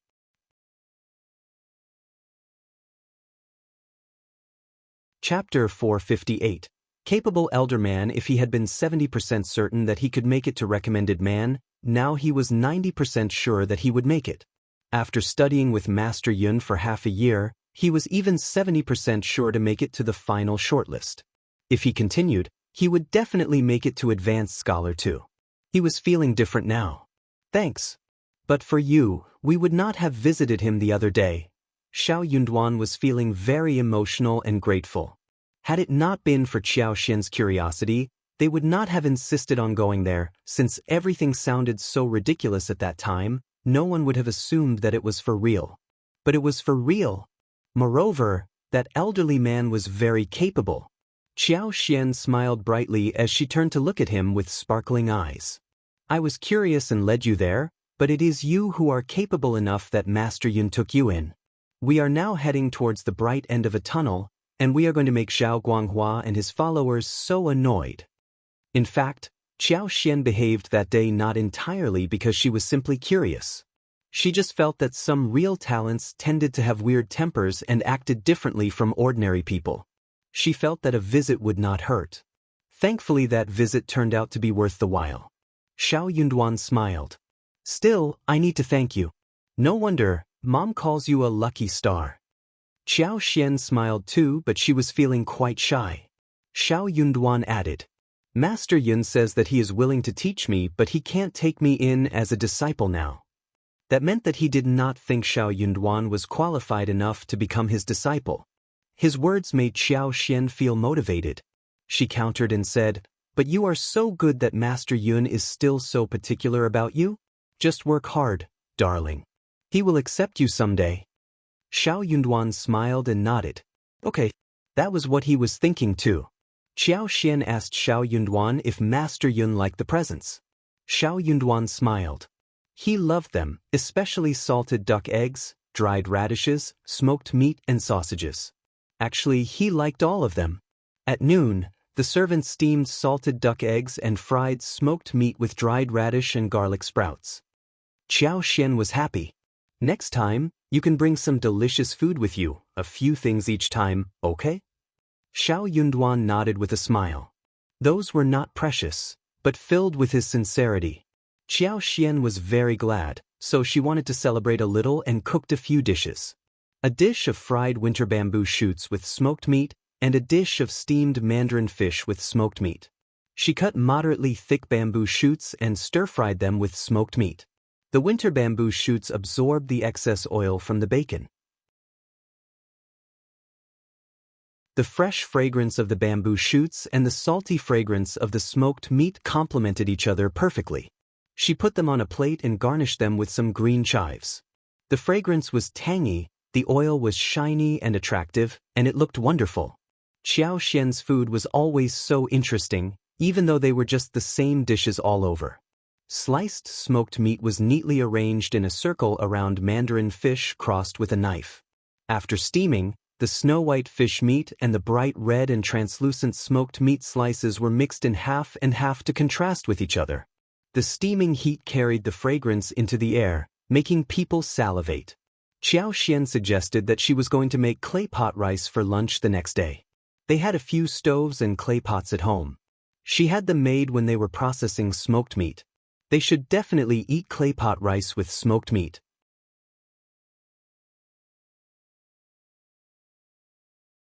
Chapter 459. Reliable Xiao Yunduan did not tell the family about Master Yun. For one thing, they would not understand the importance of Master Yun, and for another, Master Yun did not allow him to reveal the secret. Master Yun liked him and had decided to take him as the only disciple. So, he asked his servant Song to rip all the posters in the town. For that, he was laughed at by people who believed that he must have learned of his mistake and stopped the fantasy. But he did not bother to make any explanation. He usually traveled around with a few servants and settled down whenever he felt like it. When he felt bored, he would take in some disciples and pass on his knowledge. He did everything on his own will. He did not care if he missed some potential talents. Real talents would never understand what they themselves needed and had missed taking from him. Also, he believed that Xiao Yunduan was the most important disciple, whom he should not reveal randomly. Anyway, he just needed to understand what he wanted himself, and that was all. Xiao Yunduan had a donkey cart, so it was very convenient for him to travel there every third day and spend one whole day from morning to the evening with Master Yun. He would always bring some vegetables from home, and smoked sausages for Master Yun and the servants to eat. Everyone liked the stuff from his house. He was thinking about holding some ceremony, but Master Yun waved that off. Hence, he dropped the idea as well. Ms. Fang was worried that Xiao Lulang would spread the rumor about her son's dismissal from the college, so she kept an eye on the family to see what they could possibly do. But it seemed that there was no rumor that came out of their mouths, so she dropped the surveillance eventually. Xiao Lulang would not dare to spread any rumor. His inner secret was revealed by Qiao Xian, and with one more word out of his mouth, the first section of the family would talk much worse about him. Ms. Ma was worried too. She was quite scared of Ms. Fang, and she was getting more and more worried, for some reason. They thought that it would be the end of the whole thing, when third uncle and second uncle came to speak with eldest uncle, telling him that since Xiao Yunduan was driven out of the college, he could just drop the idea of attending the examination.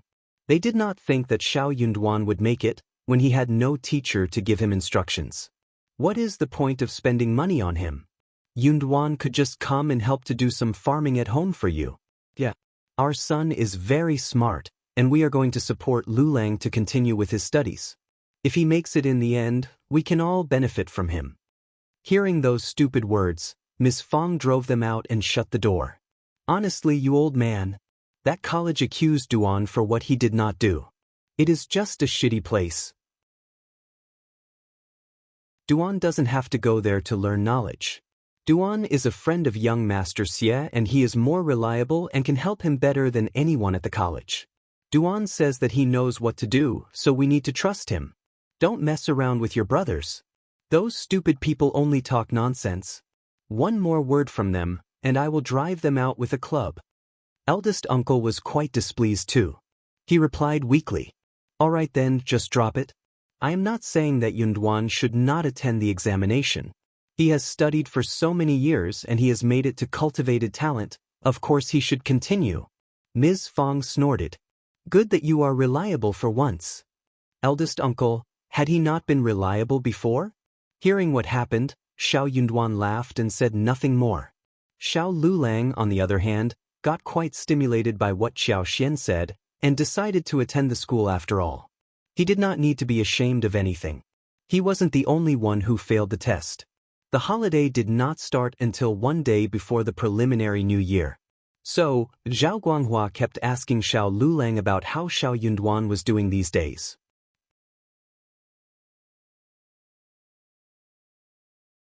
Chapter 460. Professional storymaker Qiao Wei was very pleased to see Qiao Xian and Xiao Yunduan having a hard time. So, Zhao Guanghua was going to get some news out of the guy in front of him to make her happy. Xiao Lulang would never say anything good about Xiao Yunduan. He kept complaining about Xiao Yunduan, and described how distressed he was after he was expelled. Zhao Guanghua was very glad to hear the news.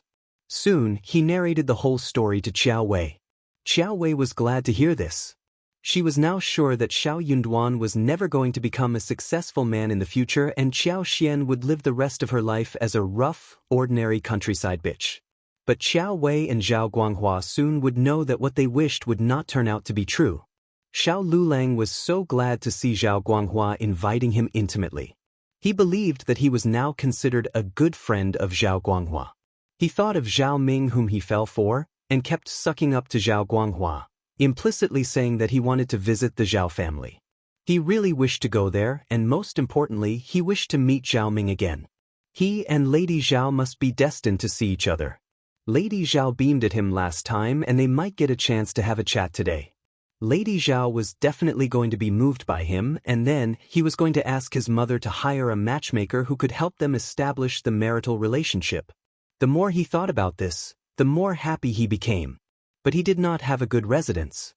He wished that he could have an equally good house like that of the first section of the family. Xiao Lulang started to feel jealous again. But Zhao Guanghua did not care about Xiao Lulang at all.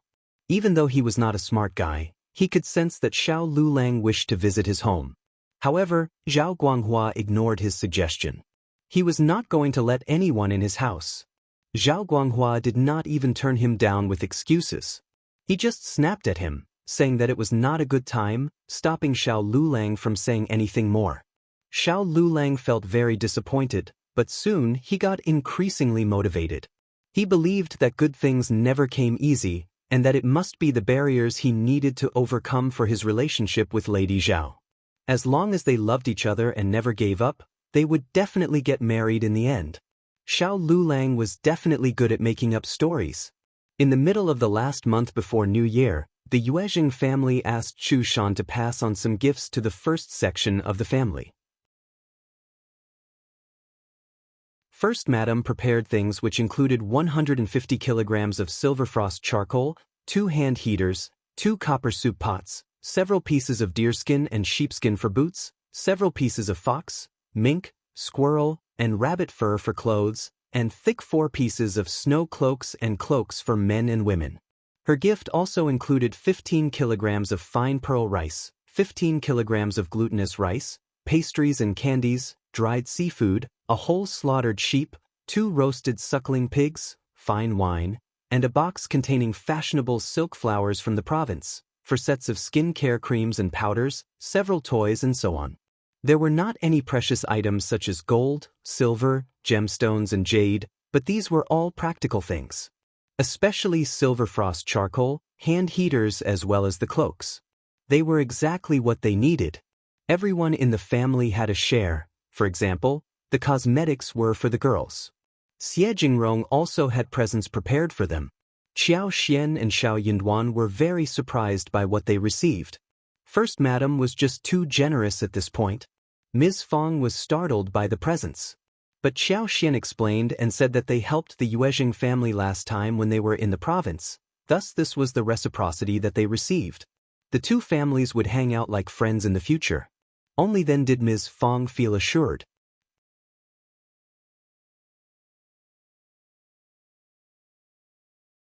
Chapter 461. Pride. Yunduan is excellent. This is what a learned man should be like.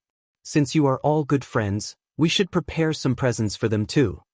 Qiao Xian nodded and smiled. You are right, Mom. They had a lot of space in the new house. They had a place to park the wagon and hold the horse. So, Chu Shan and the coachman spent the night at their house and left the following day. Qiao Xian and Ms. Fang shared the presents with Ms. Su, Yang Xiaoni and Tao Tao, and they were all smiling and thanking Xiao Yinduan and Qiao Xian when they heard how they got the presents. Ms. Su was again feeling lucky not to have split hairs with fifth sister-in-law when she was first married. Otherwise she would never have enjoyed any of this. Fresh mutton was the most delicious. For dinner, Qiao Xian made pan-fried lamb chops, roasted lamb spine in sauce, and stewed mutton soup with yam. The roast suckling pig was cut into half and served on the table. The skin was ruddy, crispy, and the meat was tender, fat but not greasy. Every bite was a pleasure. They all spoke highly of the main dish, which Qiao Xian liked too. It was a big dish that was not easy to prepare, and it was not sold at ordinary restaurants. Only when regular customers in famous restaurants placed a deposit in advance and made a reservation would they cook it. It was a rare chance that this dish could be made. But roast suckling pig might not be easy to get. They could use pork belly to make roast pork, same crispy in skin and tender in meat. The following morning, Qiao Xian had the presents prepared and asked Chu Shan to take them back with him. The gifts included homemade smoked meat, sausage and smoked fish, fresh shiitake mushrooms, fungus, and white fungus picked from the fungus shed, as well as dried chestnuts and honey from the mountains. There were some dried vegetables such as winter bamboo shoots, dried radishes, and dried beans packed as well. All of them were home-produced. Chu Shan accepted the presents with a smile. They left early in the morning with warm steamed buns stuffed with mutton and green onions. The first section of the family was so friendly. They had steamed buns the night before and heated them up early in the morning for them to eat on the road. They also boiled a few eggs, candies, sunflower seeds and other snacks for them to use on the road. Each of them were given red envelopes of 2 liang each. So, they were never afraid of traveling this far.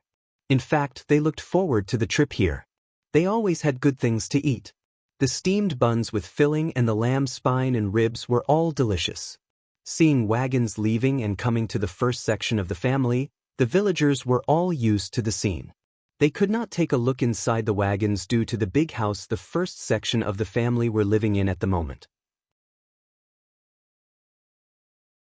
Second uncle and third uncle did not dare to come to the door, since they offended Ms. Fang a while ago. So, they could only make some complaints at home. Widow Sun was even more jealous than them. Whenever she saw how the first section of the family got better than before, she felt more jealous. If she had made her daughter marry Xiao Yunduan, she would have a lot to show off now.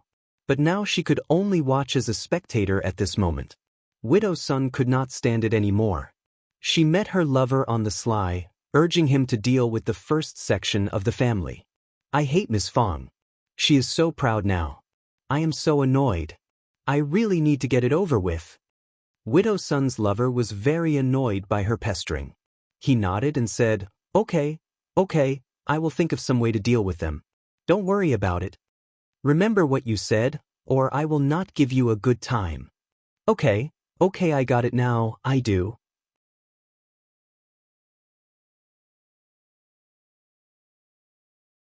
Chapter 462. Happiness. Widow Sun stopped her complaining and waited to see the show. However, 2 days later, Xiao Xiaoqi set the trap in the mountains and caught a wild boar weighing almost 200 kilograms, shocking the whole village. Widow Sun got so sour. What kind of luck was that? The first section of the family was so glad. They hired someone from the village to get the wild boar back, and shared several kilos with the helpers. They made a sumptuous lunch for them to enjoy where they could eat as much meat as they could. They could even pack and take the leftover home. Everyone was so happy about it. The second and third section of the family were given only 5 kilograms each respectively.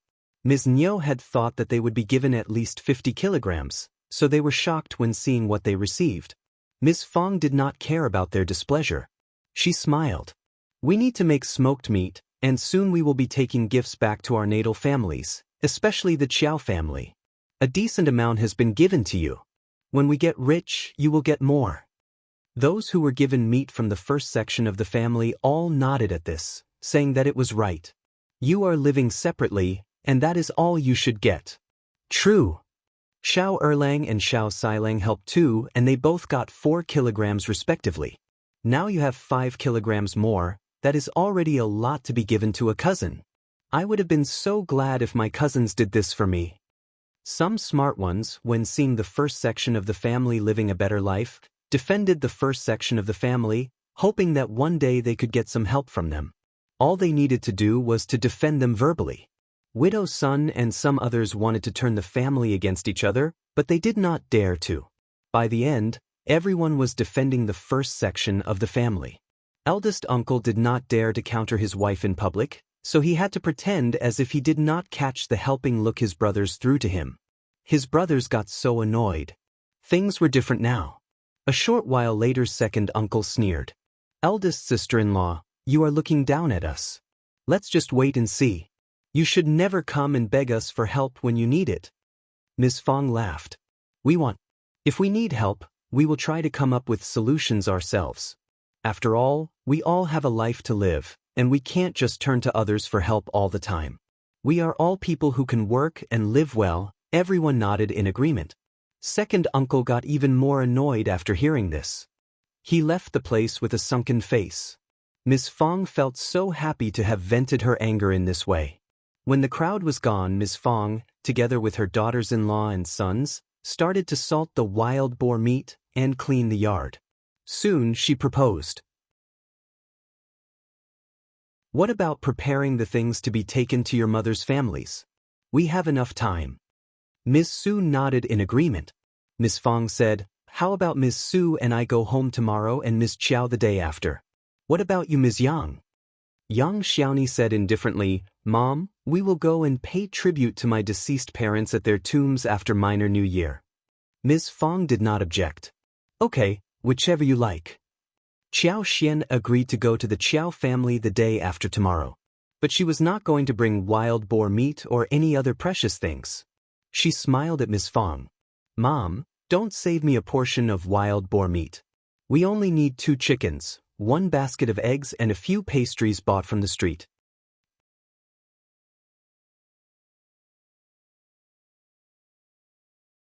Chapter 463. Unexpected guest. She did not want the Qiao family to know what she had at her home. Chickens and eggs were okay, because villagers always had some chickens at home. Ms. Fang had already learned how Qiao Xian's life was at her own home, so she somehow disliked her parents. Hence, She nodded at Qiao Xian's suggestion. She smiled. Sure, then I will give you 20 liang like I did last time, and you can do whatever you want. Qiao Xian thanked her and said, I will give the remaining amount back to you, Mom. Ms. Fang laughed. Just add it to your own savings. Yunduan needs money, and the expenses can be counted from the shared savings. After all, when Yunduan becomes successful in the future, he will take care of his brothers. They can take care of him now. Qiao Xian did not counter that, but nodded in agreement, smiling. Her mother-in-law was such a nice lady. So Ms. Fang and Ms. Su prepared their stuff. They had smoked meat, sausages, fish and ducks with them, as well as 10 kilograms of wild boar for each family as 2 jars of wine. Qiao Xian and Tao Tao also picked 2 baskets of fresh mushrooms for them to take along. The Yuezheng family had given a few melon seeds, peanuts, pine nuts, preserved fruit, peanut candy, walnut candy, osmanthus cakes, some of which were also put in their luggage. If either of them needed to add something, they could buy the things with their own money. Ms. Su picked 3 garments, a few folk flowers and 2 bags of needles and threads. Apart from this, she was going to offer 4 liang to her mother. On the day when they left, Ms. Su dressed up her children whilst she herself had a silver hairpin on top of her hair as well. She was dressed in new clothes and left together with Ms. Fang, eldest uncle and Tao. They had a donkey cart and did not need to walk anymore. Xiao Sanlang was driving the cart. He dropped Ms. Su and Xiao Deng and then Ms. Fang. Ms. Zu's home was located in a village which wasn't big enough for the donkey cart to get in. They still needed to walk a few miles, but that already was much more convenient than before. Xiao Sanlang spent one night with Ms. Fang at his grandparents' place and returned home the next day. Then he picked up Ms. Su and her family so they could head home together. When they were gone, the house seemed so quiet, especially since the 2 children were not at home, making some noise. They had nothing else to do but think about what to eat. Yang Xiaoni and Qiao Xian were talking about how to make the clay pot rice, which Qiao Xian had decided to make for dinner. Xiao Xiaoqi offered to help too. Yang Xiaoni was proficient in making the preparations. She washed the pot, and Qi prepared the fire and stove. Qiao Xian picked some cabbage and garlic sprouts from the garden. When the clay pot rice was almost cooked, she spread the sliced sausage and smoked duck on top, poured over the prepared sauce, added the blanched lettuce, and sprinkled the chopped garlic leaves when it was almost ready. A delicious and wonderful portion of clay pot rice would be served. Qiao Xian and Yang Xiaoni chatted happily in the open, bright kitchen. When the clay pot rice was just on the stove and the side dishes were about to be put in, a very loud female voice arose at the door. Where is everyone? Xiao Xiaoqi shouted loudly. Cousin, 3rd sister-in-law and 5th sister-in-law are cooking in the kitchen. Qi wasn't that glad when he made the announcement. Cousin? Yang Xiaoni and Qiao Xian exchanged a look. Qiao Xian thought for a while and said, Xiao Meiji, I believe? The daughter of 3rd uncle. She might have gone to her parents' house to deliver presents. Yang Xiaoni pursed her lips. She isn't very nice. She was not here at our wedding. Did she come over when you got married?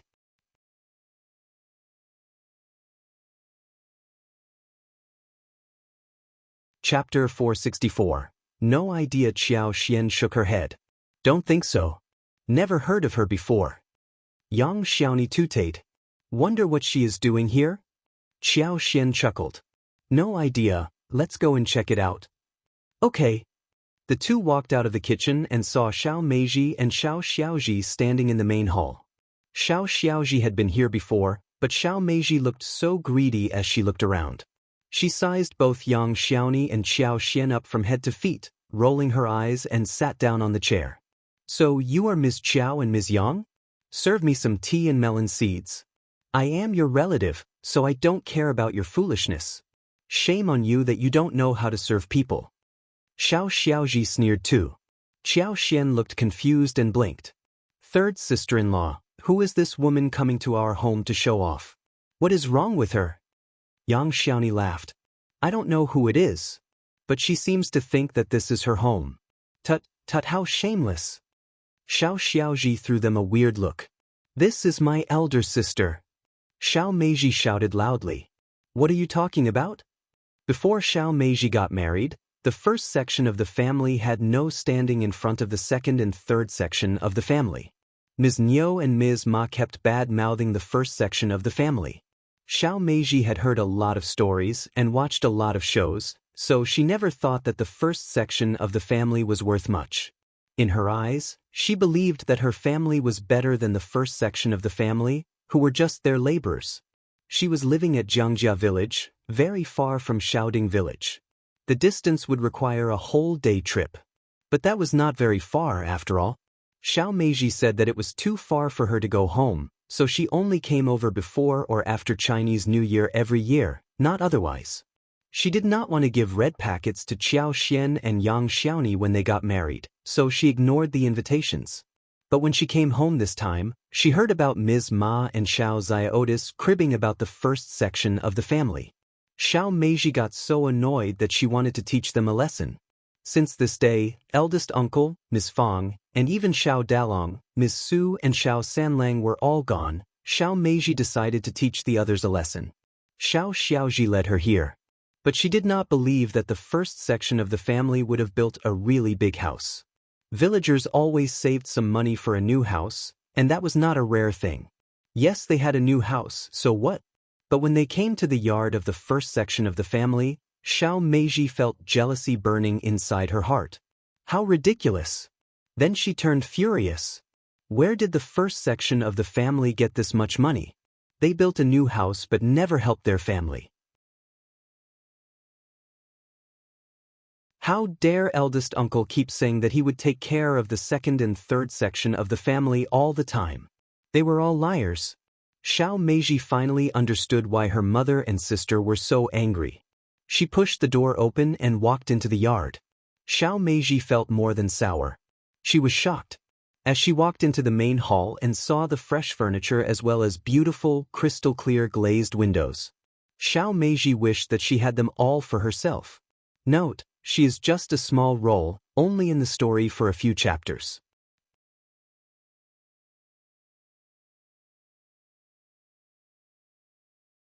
Chapter 465.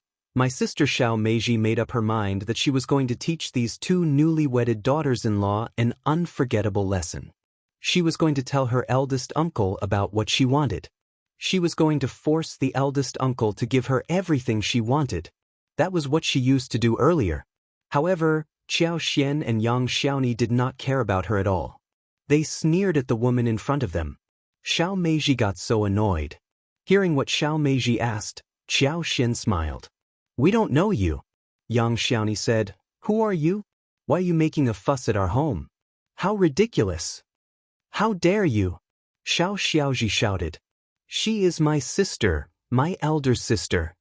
Yang Xiaoni said, "We don't know your sister, nor is she a part of our family." Xiao Meiji was almost speechless. "How dare you treat me like this? I am going to tell eldest uncle about it when he comes back. He will teach all of you a lesson." Xiao Xian said coldly, "Be my guest, we will wait and see. You are the crazy one that comes to our home and makes a scene. Shame on you for reporting us. Are you more noble than anyone else?" Yang Xiaoni sized her up roughly. "So, you are Xiao Meiji? Instead of calling me third sister-in-law out of politeness, you are trying to teach me? You don't have any rules." Qiao Xian raised her eyebrows and snorted with her chin up. "My father is an officer in the county, you want me to bow to you?" Xiao Meizi's face twisted. "You are bullying me." Yang Xiaoni suddenly let out a scream, startling Xiao Meiji and Xiao Xiaoji. She held Xiao Xian's wrist. "Fifth sister-in-law, please, go to the kitchen and check our clay pot rice. We must not let it get ruined." Qiao Xian laughed out loud. Her third sister-in-law was really a devoted foodie. "Honestly, and here, I can deal with it here." Yang Xiaoni pursed her lips. "We are making food, they can't stop us." "Okay, then I will deal with the rice." Qiao Xian was totally amused by Yang Xiaoni and returned to the kitchen. She must not ruin the delicious clay pot rice for such people. It would be such a shame. Xiao Meiji got extremely irritated. How dare they ignore her like this? "Just wait." Xiao Meiji stood up angrily. "I will tell eldest uncle about this." How can his daughters-in-law be so cruel? Yang Xiaoni stood up too. She had her hands over her waist. So what? You are the one who bullied us here. You are married and are not part of our family. Xiao Meiji was shivering. She was so angry. She had never believed that anyone from the first section of the family would ever counter her. In her opinion, these newly wedded daughters-in-law should be too timid to counter her. Look at Ms. Su, for example. She never dared to say any words to counter her. But she felt so stricken when she was blocked by Qiao Xian and Yang Xiaoni. Xiao Meiji glared at Yang Xiaoni. We are leaving now. You two just wait and see. Yang Xiaoni smiled. All right then. Xiao Meiji staggered and almost tripped herself. The two sisters had just walked out to the yard when they smelled something that made them drool.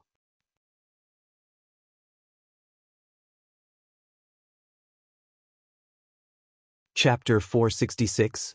Good smell. The two sisters could not help but pause in their footsteps. They took in the smell and sensed the special combination of smoked meat and the delicious rice.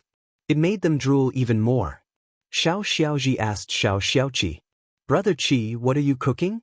Xiao Meiji did not say a word, but she also pricked up her ears for the reply. Xiao Xiaoqi said lazily, Smoked meat. Every household made smoked meat, so did the second and third section of the family, though they did not make this much like the first section of the family. Xiao Xiaoji pursed her lips. I did not know that it was smoked meat, but how can it smell so different? Xiao Xiaoqi ignored her. Xiao Meiji came to cause them trouble, and Xiao Xiaoqi hated it when Xiao Xiaoji followed suit. The smell seemed to tempt them so much. Xiao Xiaoji could not resist it anymore. She swallowed her saliva. I will go and have a look at it. She rushed to the kitchen. Xiao Meiji was a little hesitant before she finally gave up. She followed them. Xiao Xiaoqi and Yang Xiaoni exchanged a look. Yang Xiaoni summoned him and told him to join them. When Xiao Xian made a pot, she made 2 sets of several casserole pots of different sizes. Now, on the 3 stoves, 2 small pots were for 1 person, and the other was for 2 people, namely Xiao Yinduan and Xiao Xian.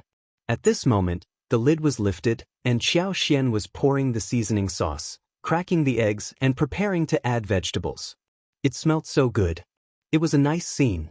Neat slices of dark red sausage, oily and textured smoked duck pieces, fresh and tender lettuce, oily and translucent rice grains, plum sauce, embellished with minced garlic, small pieces of garlic leaves, and yellow and white eggs could be seen.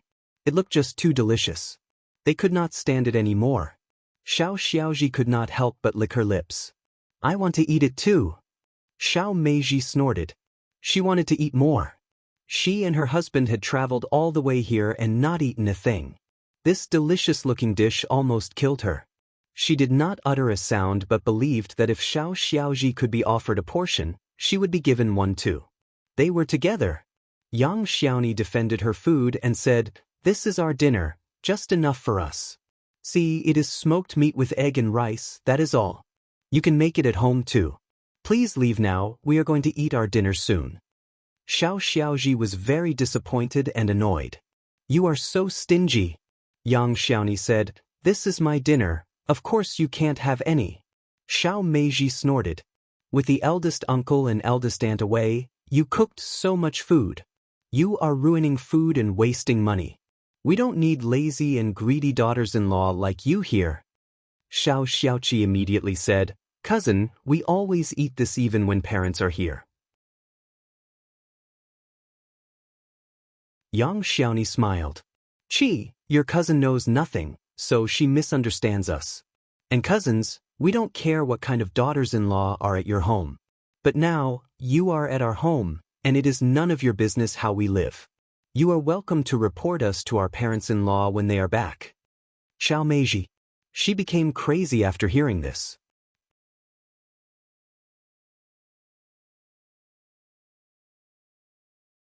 Chapter 467. Willingness. Xiao Meiji thought that if she threatened them, Yang Xiaoni and Qiao Xian would stuff her with good food as a bribe. But they, unexpectedly, countered her. When done with work, Qiao Xian looked at Xiao Meiji. Cousin, The second and third sections of the family kept forcing us to work for you guys. Do you think that we are the same as before? That is history now. Such behavior will never happen again. It already stopped half a year ago. Second and third uncles are already used to this change, and I believe that you should get used to this too. Stop acting as if you are the host of this house. No one buys that anymore. That is not what happens in any house in the village. If you are not convinced, just try it out. Yang Xiaoni snorted. Fifth sister-in-law is right. As the clay pot rice was almost ready, she just could not wait and said impatiently, "Just leave now, we can talk about this tomorrow, we are ready to eat dinner soon." Xiao Meiji was starving, but she could not stand what Yang Xiaoni and Qiao Xian said to her. She threw a fierce glare at them and grabbed Xiao Xiaoji away. Xiao Xiaoji followed up and shut the door. Xiao Xiaoji licked her lips. "Sister, I really want to eat that smoked sausage rice, it smells so good." Xiao Meiji could not help but swallow her saliva. With teeth clenched, she said, "We can go home now and tell eldest uncle tomorrow. She will have to make the food for us." Xiao Xiaoji's eyes sparkled. "Yeah, you are so smart, sister, huh?" Xiao Meiji was panicking. What Qiao Xian said to her at last was making her feel anxious. She had no way to counter that. It was not a regular practice in the village. But eldest uncle promised to take care of his brothers, and that he would definitely help if his brothers needed him. That was what had been happening all these years. Why did they stop helping them? Her mother said that things changed after the fifth sister-in-law got married. Was she so capable? Xiao Meiji did not believe that. But she thought of her words, and found this woman hard to deal with. "Xiaoji, tell me about Ms. Qiao." The two sisters did not look that well when they returned home. Xiao Xiaoji kept telling Ms. Ma that she wanted to eat smoked sausage rice. Ms. Ma did not know what that was, so she ignored her and asked Xiao Meiji instead. "How did it go? Ms. Qiao is really arrogant, isn't she? That is how she is like. We are already used to it. You should never get annoyed by her." Xiao Meiji became even angrier. She isn't the only one. Ms. Yang isn't obedient either, and Qi too.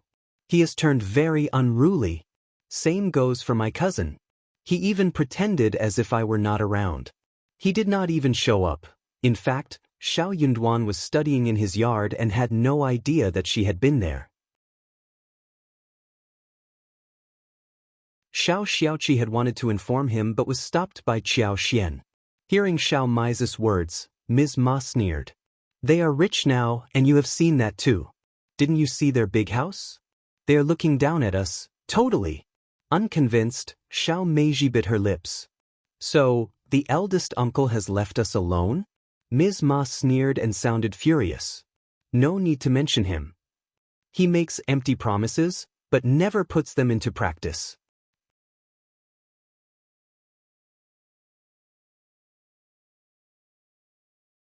Chapter 468. Tomorrow Xiao Meiji could not help but believe this reluctantly. Otherwise eldest uncle would not have built this house alone. She and her family would have a share in it as well. Seeing Ms. Ma ignoring her, Xiao Xiaoji repeated and said, "Mom, make me the smoked sausage rice, I want to eat it." Ms. Ma turned to her daughter. "What clay pot rice?" Xiao Xiaoji said, "Some rice with a layer of smoked sausage, meat with egg, vegetables and soy sauce. Cousin was making it and I smelt it. It was so great, but they did not share it with us." Ms. Ma sneered. "Your own fault. They are looking down on you." Xiao Xiaoji pursed her lips. "We will make eldest uncle tell them to make us the same food." Ms. Ma did not respond and said, "Then wait until tomorrow. Smoked sausage and meat with egg? Of course it smells good. They are just ruining the food." Xiao Meiji replied, "Eldest uncle is not at home, and Ms. Qiao as well as Ms. Yang are wasting food. Eldest aunt will definitely blame them. Please wait until tomorrow and see how they are scolded." Ms. Ma did not think that Qiao Xian and Yang Xiaoni would be scolded, but she hoped that they would be. So, she added casually, "Let's just wait and see." Qiao Xian served the clay pot rice on the tray and went with Yang Xiaoni to the dining room, while Qi fetched Xiao Yunduan to join them for food. Qiao Xian mentioned Xiao Mei's visit while they were all seated. Yang Xiaoni was angry as well. She kept adding to the story. Qi regretted it. I should not have opened the door for them. Xiao Yunduan smiled. It doesn't matter, they will definitely come here again tomorrow when our parents are here. Yang Xiaoni said, she is definitely the daughter of the third section of the family, just like my own sister-in-law. Qiao Xian laughed. Then please wait until tomorrow. I just can't wait. Food was more important to them. The four of them stopped talking about Xiao Meiji but turned to the delicious food instead. The clay pot rice was blended with meat and sauce, giving out a wonderful smell. It was not until after lunch when Ms. Fang and Ms. Su as well as the others returned. It was again so lively inside the house. Soon after that, Xiao Xiaoji came over. Eldest uncle, my sister and brother-in-law are all here? My parents are asking eldest uncle to have a chat with them. Qiao Xian and Yang Xiaoni exchanged a look between themselves. So, they wanted to exaggerate the story behind their backs. But they were going to become the laughing stock after all. Eldest uncle was very happy to see that Xiao Meiji thought of him. He smiled happily. Meiji is back with her husband? All right, I will go to your home and have a chat with them. Ms. Fang smiled. Only your eldest uncle is invited, not me? Also, they are junior people in the family. How can they ask seniors to come over? So precious they are? Or they can't walk? If they can't walk, then they don't have to come over here anymore in the future. Xiao Xiaoji did not dare to utter a sound. Ms. Fang was right in every word. Eldest uncle coughed and turned to her. You must be thinking too much. They are just asking me to visit them. Ms. Fang sneered. Oh really? Then do you remember to tell me whether Meiji is missing you or trying to tell some exaggerated stories to you about her past experience? Xiao Ziota's heart skipped a beat. She felt too ashamed to stay here.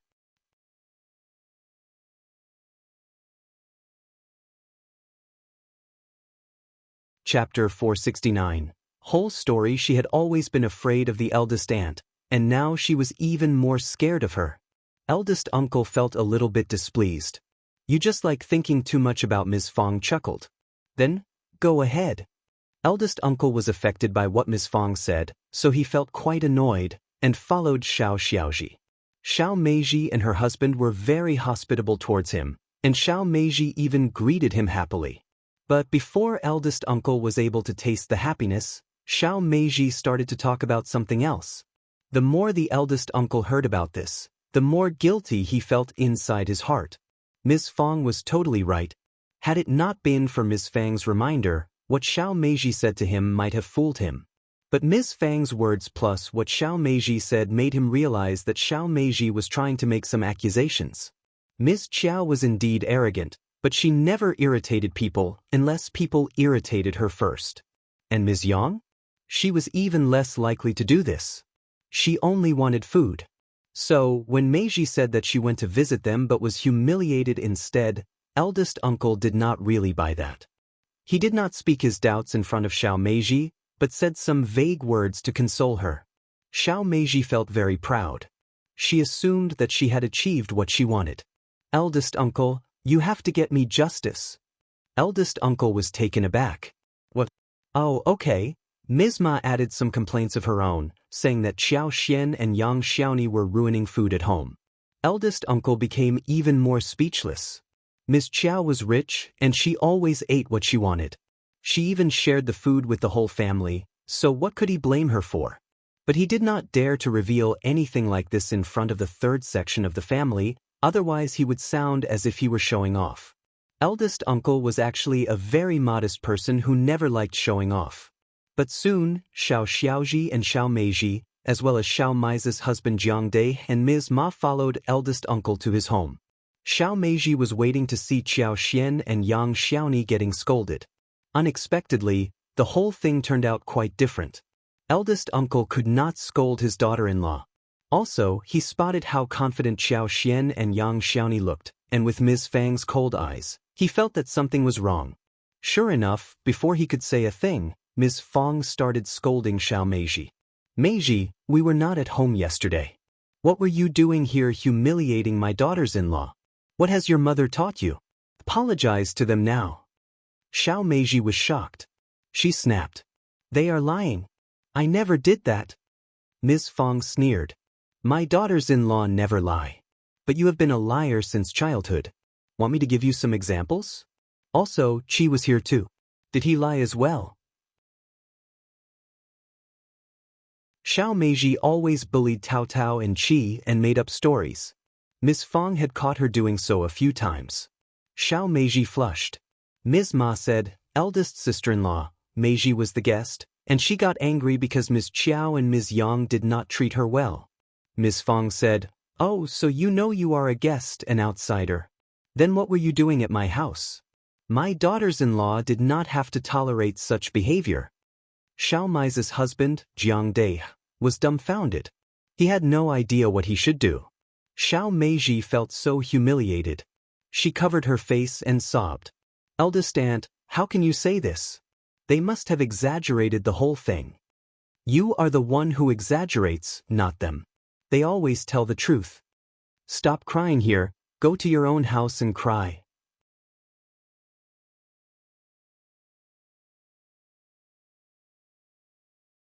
Chapter 470. Not making Qiao Xian smiled. Cousin, I told you yesterday that we live separately. You are the guest, and you should stick to the rules. You want to be our host? How ridiculous. Shame on you all. We should not have spoiled you. Ms. Fang said coldly. Xiao Meiji stared at eldest uncle, transfixed. Eldest uncle looked embarrassed but still asked, Miss Qiao, why didn't you serve food to Meiji and Xiaoji yesterday? Qiao Xian was surprised. But shouldn't they eat at the third section of the family instead of here? Also, they were too late, we had prepared the food already. Xiaoji added. But we are not late today. We want to eat the clay pot rice you ate last night. Qiao Xian smiled. You mean clay pot rice? I told you how to make it. You can cook it yourselves. We are not a restaurant, and don't take orders from others, not even if money is paid. Yang Xiaoni laughed. Xiaoji snapped. Eldest uncle, my sister, is not home often, Xiao Xian interrupted her. That is not my business. Miss Fang said, true. She can keep your parents' company if she does not visit home often. You are dreaming if you want my daughter-in-law to cook food for you. Eldest uncle frowned. Ms. Qiao, Ms. Yang, they are relatives. You can make food for relatives, right? Xiao Xian said, relatives order food? Eldest uncle. Ms. Fang immediately said, she was too unfriendly yesterday for us to make any food for her.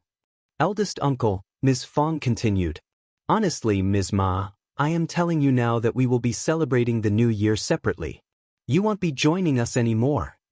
Ms. Ma was startled. What? Not understood? Ms. Fang said, we are living separately, and we should celebrate New Year separately as well. Ms. Ma. Eldest uncle was about to say something when Ms. Fang beat him to it. If you don't like this idea, you can spend the new year with them. But we are not doing this henceforth. Xiao Meiji said angrily, eldest uncle, you promised to take care of us. Ms. Fang smiled. Heard that? They are trying to make you take care of them. If you want to do so, we won't stop you. How about you moving to their home for good? Eldest uncle looked distressed. His mind was completely befuddled. What Xiao Meiji said to him stung his heart. Xiao Meiji panicked too. She was about to give some explanation when Ms. Fang drove them all out of the house. How could Xiao Meiji make Qiao Xian and Yang Xiaoni make food for them? She should be served some dishwasher water. Ms. Ma stomped her feet in front of the door angrily. Okay, let's go home. We will never come here again. Jiang Da's eyes rolled as he said voluntarily, Mom, we are one family. Don't ruin this relationship. Eldest uncle's family is so rich, and they should help us, so that we can have a better life. Ms. Ma snorted. Stop dreaming. Don't you know now what they are like? Xiao Meiji felt sour, shamed, and angry. It was the first time for her to get humiliated by the first section of the family, so she felt worse than ever. She almost could not stand up when she reached home.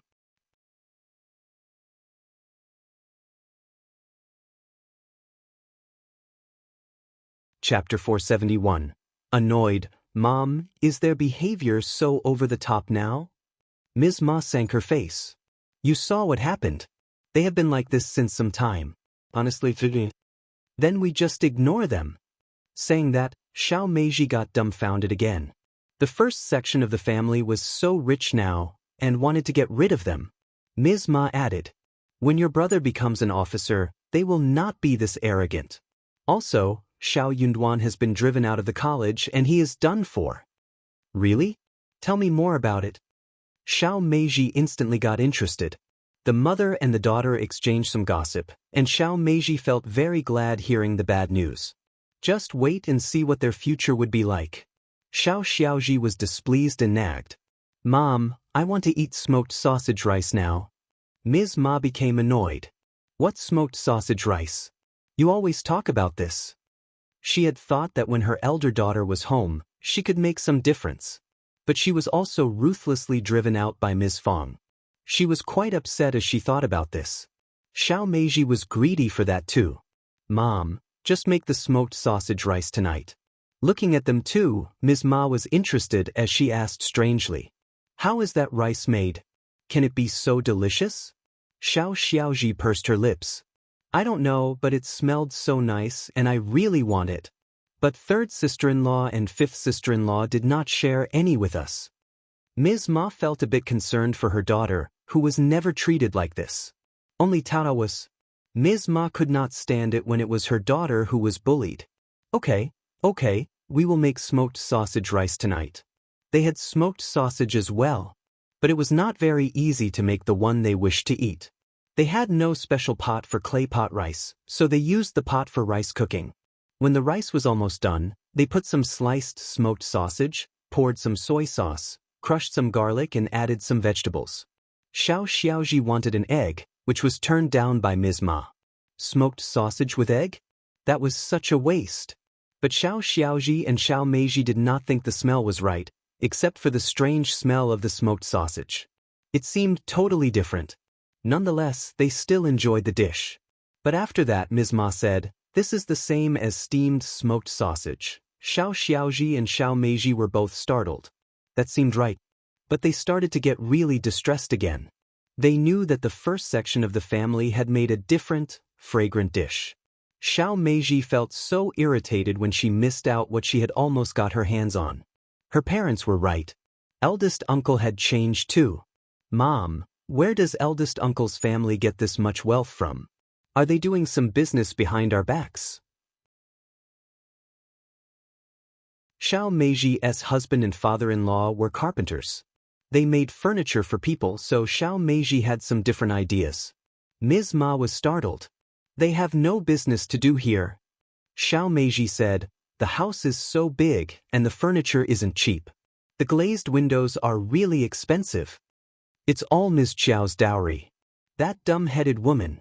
The first section of the family is going to coax her to spend all of her dowry on them soon.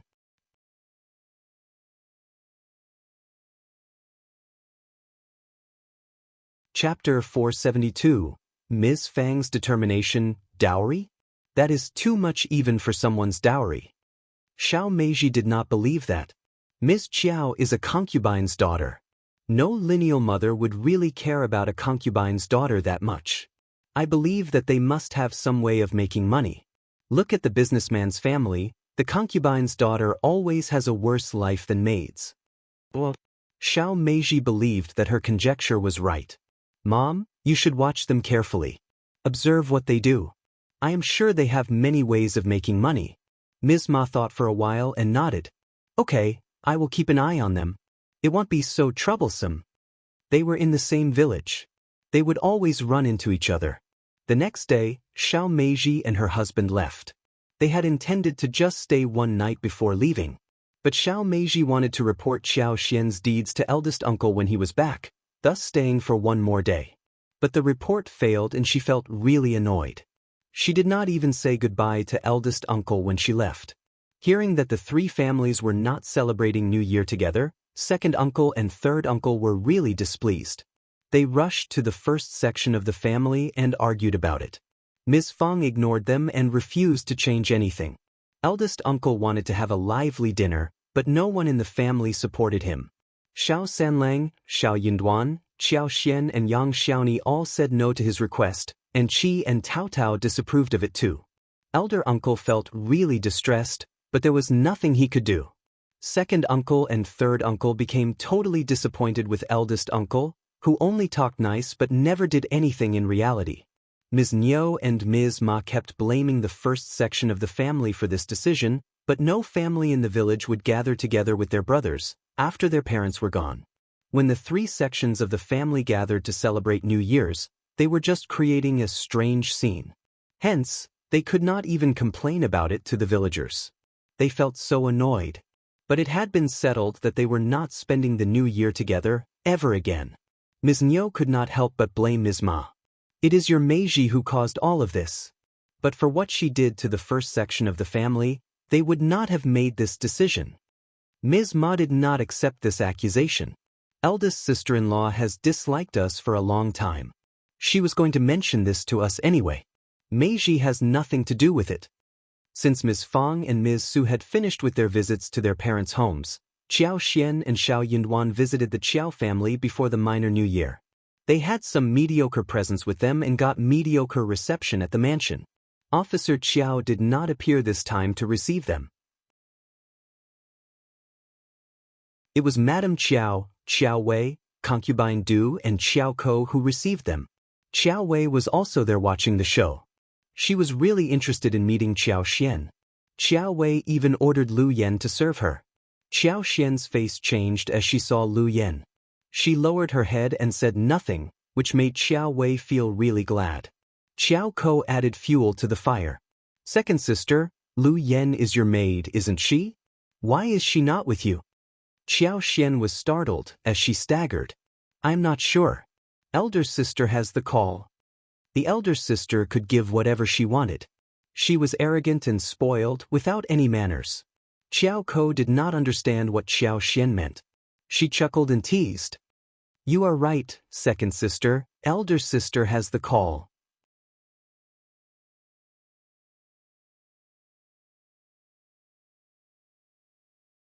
Chapter 473, Problems? She is the elder sister after all?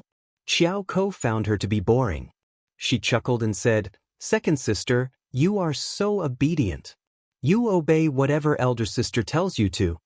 Qiao Xian said seriously, We are sisters, and we should listen to each other. Qiao Ko was startled, as she glared at Qiao Xian. Of course, I am the most obedient one. Qiao Wei was already quite displeased. She snorted and threw a look at Qiao Ko. What was this bitch trying to say? No wonder her mother said that Qiao Xian was not a threat, but this bitch was.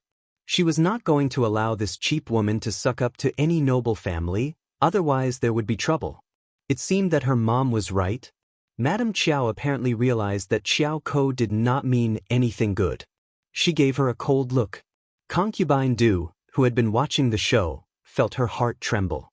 She threw a look at Qiao Ko, telling her to shut up.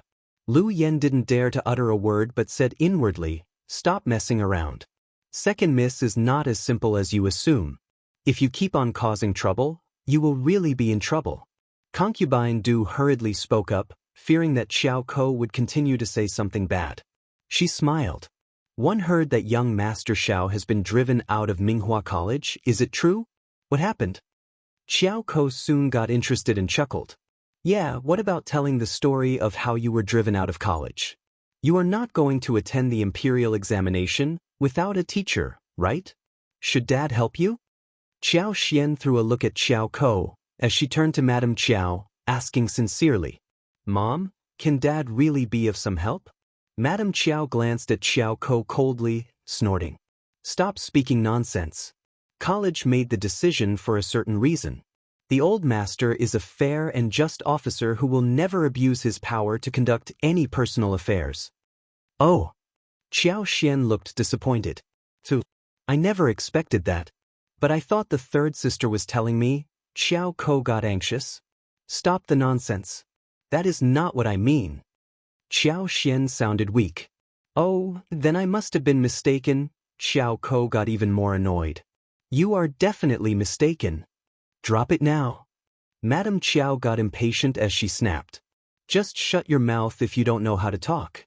Stop messing around. Qiao Ko flushed. She threw a grudging look at Qiao Xian. Concubine Du was annoyed too. She kept blaming Qiao Ko for being stupid and for Qiao Xian not being able to talk nicely, which made Madame Qiao misunderstand Qiao Ko.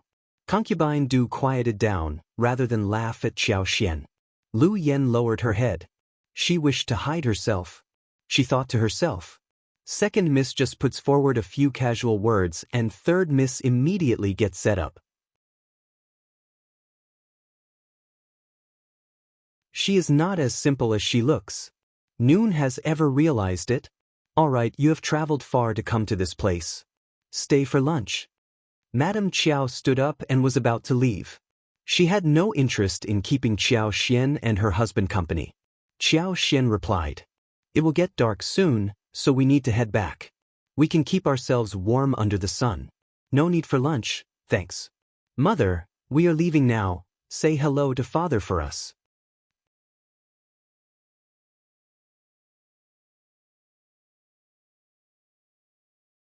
Chapter 474. Going home, they were sure that Xiao Yunduan's future had been ruined, and Qiao Xian was never going to get out of the farmer's family. They did not bother to make any effort in being nice. In this case, it saved them a lot of trouble. They would not stop her from leaving, if she wanted to. Sure enough, Madame Qiao ignored them and said, any way you like. Qiao Xian and Xiao Yunduan waved them goodbye and left the mansion. All right, darling? Yeah, I am fine. They smiled at each other. Then let's go home. Okay. They walked for over 2 lanes before getting on the donkey cart. Xiao Sanlang was waiting for them at the noodle restaurant close by. He was surprised that they showed up so early. But Xiao Sanlang never pried into the reason for it. He stood up and greeted them, and the 3 of them went home together. They learned about Yang Liang's visit when they came home. Xiao Sanlang got anxious as she took Yang Xiaoni's hands. Honey, he did not bully you, did he? Yang Xiaoni felt so sweet in heart, as she looked at Xiao Sanlang with love, shaking her head. No, don't worry, Brother Sanlang. We are at our own home and he could not bully me at all. That is good. Xiao Sanlang let out a sigh of relief, snorting. Shame on him. Yang Xiaoni added. Yeah. I ignored him too. You are right, just ignore him. He must have said something bad to you, but don't think about it. I would be worried. I am happy to have you, Brother Sanlang. I am not annoyed. Ha! Ms. Fang could not stand their behavior anymore. She glared at her son. Just go back to your room for these sweet talks. Stop being in the way. Qiao Xian and the others had already left the site. Xiao Sanlang was confused. We are not in the way. Ms. Fang shouted. You are. Just go back to your room. Xiao Sanlang had a lot to ask Yang Xiaoni. He found his mother getting really hot-tempered these days, but he did not want to argue with her. So he replied briefly and left with Yang Xiaoni. They continued to talk about this when they went back to their own room. Yang Liang visited Yang Xiaoni because he was thinking about taking Yang Xiaoni back, so they would not be laughed at by people in the village, especially since Yang Xiaoni and Xiao Sanlang refused to pass on any gifts to them. Yang Liang said to Ms. Tian, Xiaoni is my sister, and I can coax her. She won't be so ruthless. If they come here, you must not scold her anymore. Treat her nicely, so they could come and visit us often. Ms. Tian cursed inwardly and said unhappily, All right, I know what to do. You can get her back if you are capable of doing so. She is not as generous as you assume. She holds a deep grudge against you. Yang Liang was annoyed by what she said. His face sank and he asked, What do you mean?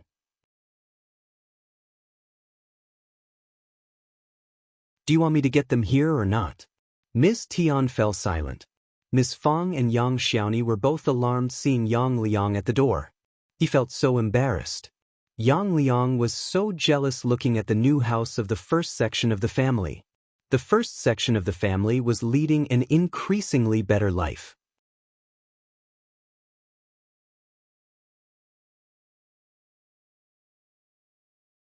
Chapter 475. Her guesses, his sister looked prettier than the last time they met. She was even wearing silver bracelets, with silver hairpins and silk flowers in her hair, looking radiant. That made Yang Liang feel really uncomfortable. He had a strange thought inside his head. Yang Xiaoni turned down Yang Liang's intention. He became really furious when the persuasion did not work. Xiaomi, isn't it enough? You have vented your anger. Are you trying to deny that I am your brother? Yang Xiaoni looked at him calmly. You denied that I was your sister a long time ago. You never treated me like your sister. You didn't even give me any dowry when I got married. I got my wedding gown from my mother-in-law. You forgot all of these? I didn't. Yang Liang got even more annoyed. But you said yes to all of these. Why didn't you oppose the decision? Now you are picking up the old stories? Yang Xiaoni sneered. Would that have worked? I did not dare say a thing. What if my wedding was called off because of you and your selfish behavior? If it were not Brother Sanlang I married, but some poor family who never fed me, would you still come and beg me to go home with you? Yang Liang was startled. He subconsciously did not dare look at Yang Xiaoni. Yang Xiaoni sneered. She felt even colder in heart. This was what she had expected. What was the point of putting on a show? Miss Fang could not help but glance at Yang Xiaoni. Her third son's daughter-in-law might look slow in the head, but she never changed her mind once she made the decision. She was not all that useless. So, we can be strangers from today on and part our ways. I won't be jealous of you if you make a fortune or want a portion of it. Similarly, whether I am living well or not has nothing to do with you either, understand? Yang Liang felt so embarrassed. But he had no words to counter her. He left the Qiao family in total awkwardness. He had another fight with Miss Tian when he reached home. Hearing Yang Xiaoni's words, Xiao Sanlang kept kissing his wife, smiling. My wife, you were great. You made such a wonderful speech. Yang Xiaoni looked very proud and smiled brightly. Of course I did. The following day, Xiao Yunduan and Xiao Sanlang went to deliver New Year's presents to Master Yun.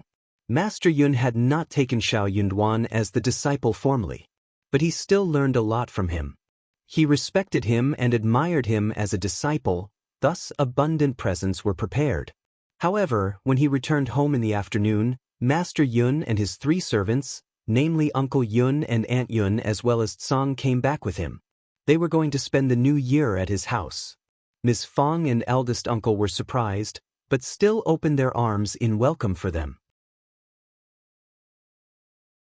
Xiao Zioki's yard was quite spacious, with 3 wing rooms and 1 main room, as well as 2 smaller affiliated rooms. Master Yun and his group would live there. Qi volunteered to spare the main room for Master Yun, whilst he rolled up his blanket and moved to the east affiliated room. Master Yun stayed in the master bedroom, whilst Uncle Yun and Aunt Yun lived in the western affiliated room. Tsang lived in the segmented room next to Master Yun's. Soon, Uncle Yun sorted the east wing room as study. The Xiao family were quite uneasy facing Master Yun and his people. They were plainly dressed, but they looked different. So, the Xiao family were all quite nervous meeting them.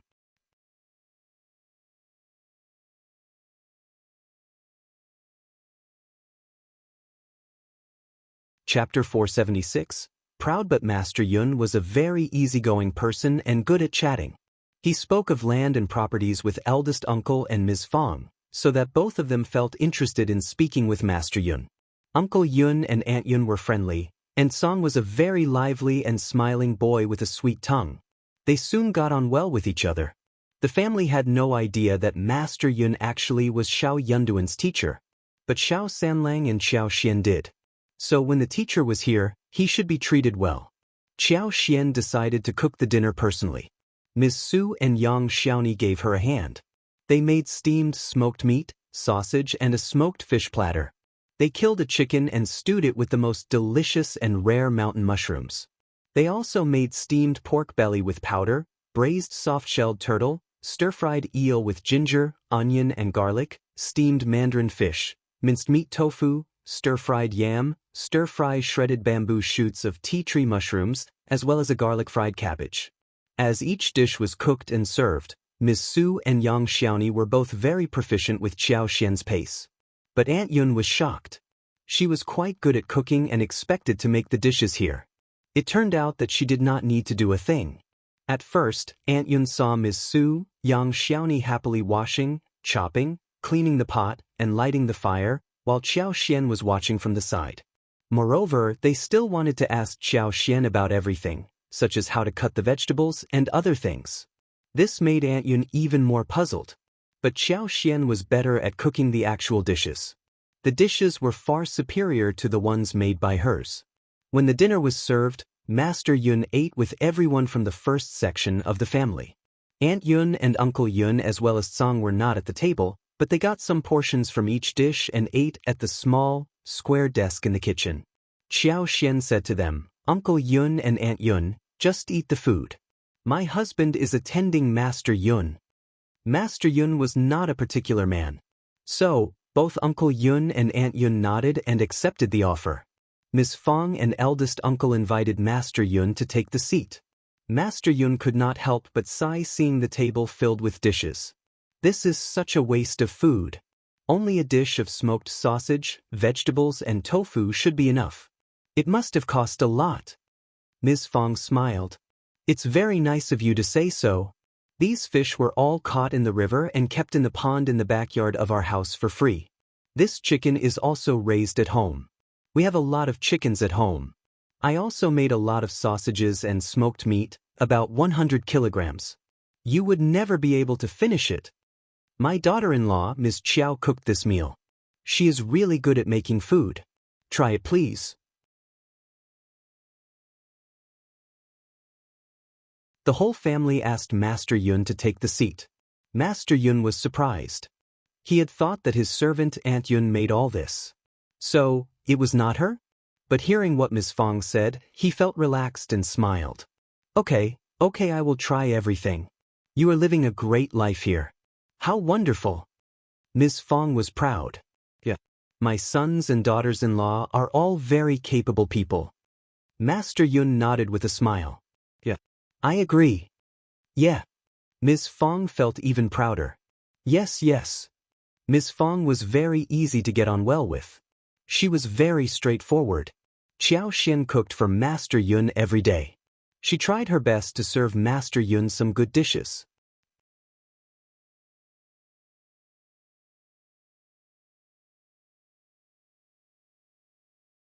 Chapter 477, New Year's Eve Translator, Henyi Translations. Firstly, she was showing respect to the teacher, and also, she wanted Master Yun to see that they were very sincere so Master Yun could accept Xiao Yunduan as the disciple formally. Master Yun spoke highly of her cooking skills.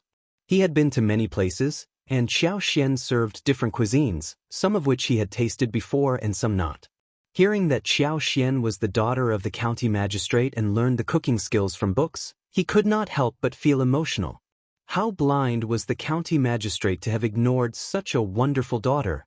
When Master Yun was well fed, he spent more effort in imparting knowledge to Xiao Yunduan. He was having a very leisure time living with the first section of the family. Soon, the news that guests were visiting the first section of the family spread in the village, but it was not discussed for too long. The first section of the family was different from the other families. It was quite normal these days that they had guests. Seeing that it was an elderly man who was the visitor, the second and third section of the family lost interest. But they kept mumbling to themselves, blaming them for being turned away while strangers were accepted. The New Year's Eve arrived soon after Minor New Year. It was very lively in the whole village on New Year's Eve. Every household started to post spring festival couplets and window paper cuts in the morning.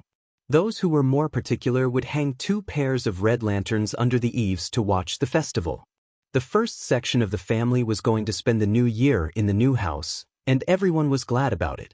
They had got everything: the couplets, the character of happiness, window paper cuts as well as red lanterns under the eaves. The whole house looked really lively.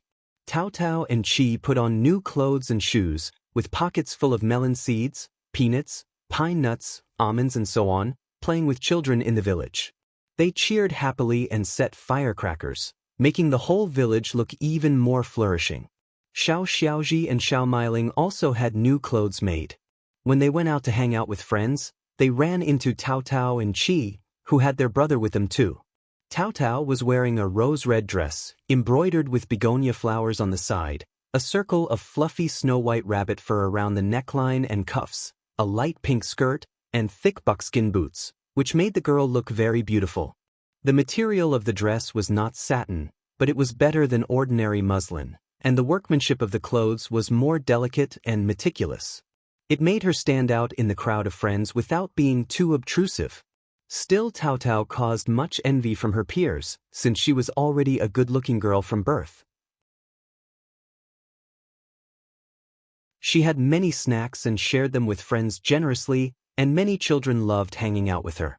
Xiao Xiaoji and Xiao Meiling had been quite happy in their new clothes, but their faces turned dark when they saw Tao Tao. Tao Tao was never as good as them, and she only got what they had left. But things are different now. The two sisters felt sour in heart. They could have ripped Tao Tao of the silk flowers and hairpin flowers as well as snacks in the past, and they would have pestered eldest uncle to share the clothes with them too. But they did not dare to do anything like that now. Xiao Xiaoji and Xiao Meiling kept mocking Tao Tao and tried to turn others against her. But Tao Tao had many snacks and was very generous, so she attracted many fellows to her side, which made Xiao Xiaoji and Xiao Meiling really displeased. They found the whole thing going against them, and hence decided to go home with their faces sunk.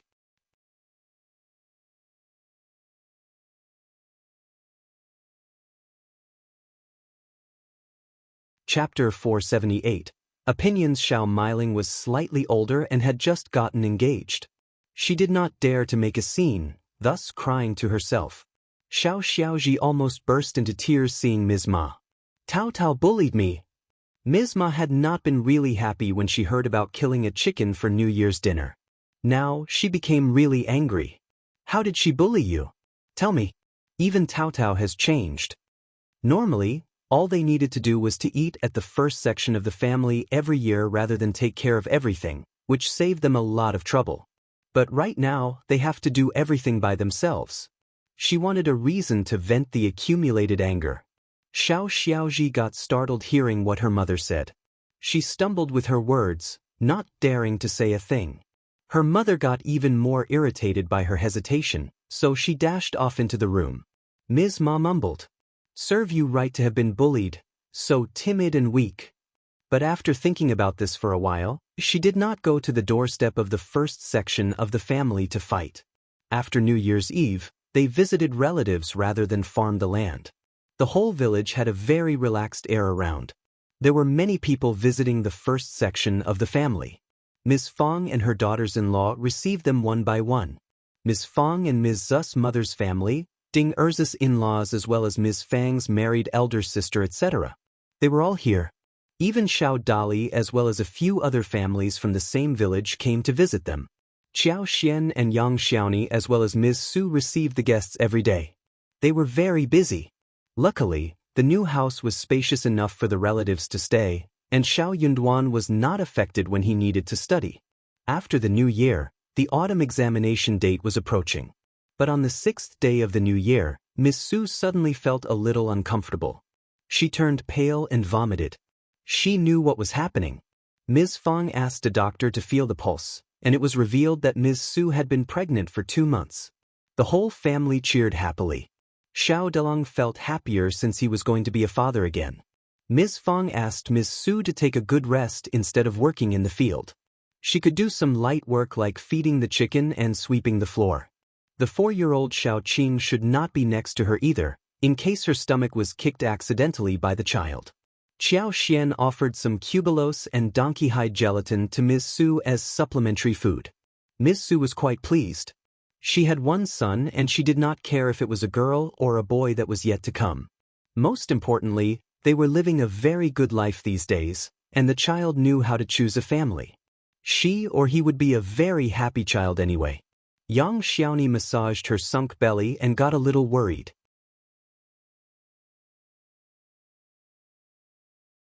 She turned to Xiao Sanlang and said some bitter words, meaning that the elder sister-in-law was already pregnant with the 3rd child, whilst she had not got pregnant at all after being married for so long. She wondered if their mother would not like it. Xiao Sanlang could tell that his wife was very worried about this. He said anxiously, "It is not your fault. I should take responsibility too. You can't get pregnant by yourself. Yang Xiaoni flushed. I am talking about serious business here. You are just making those indecent remarks. Xiao Sanlang. What? Why indecent? Mom won't blame you for that. Don't worry about this. Xiao Sanlang consoled Yang Xiaoni. He thought for a while and turned to look at his mother instead.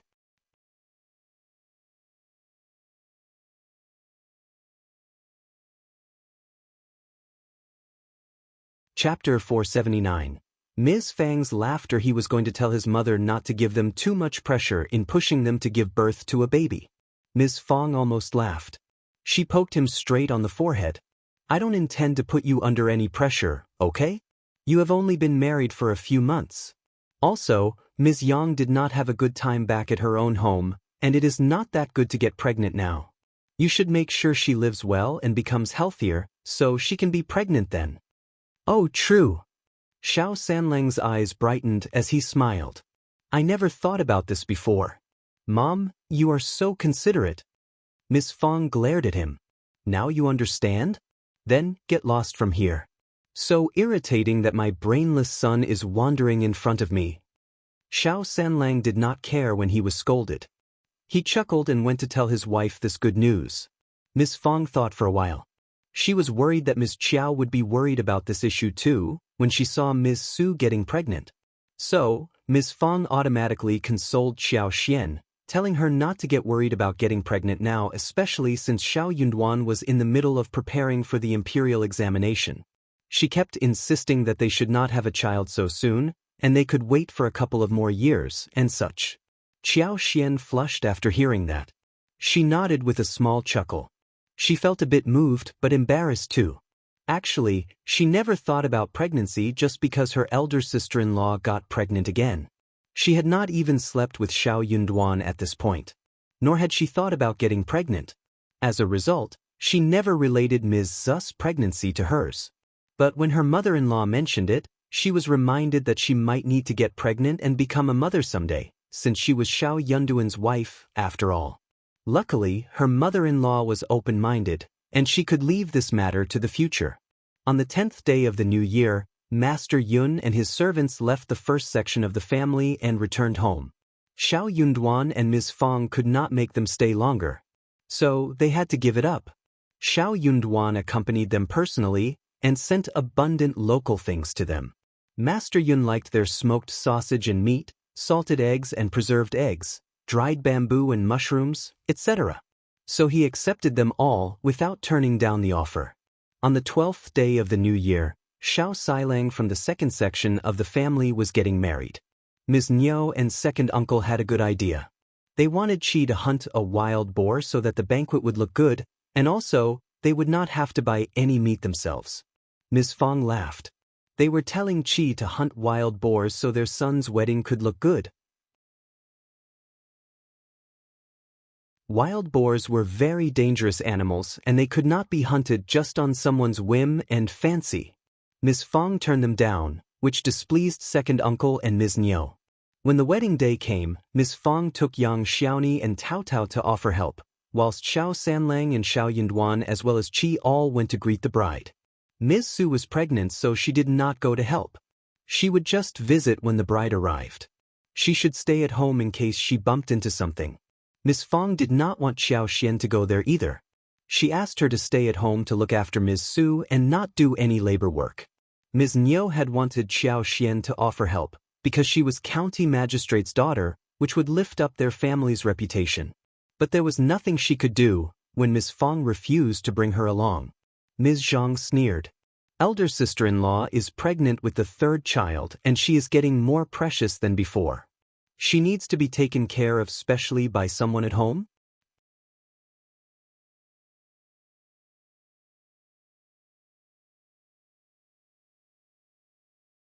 Chapter 480. Annoyance. Ms. Fang snorted. True.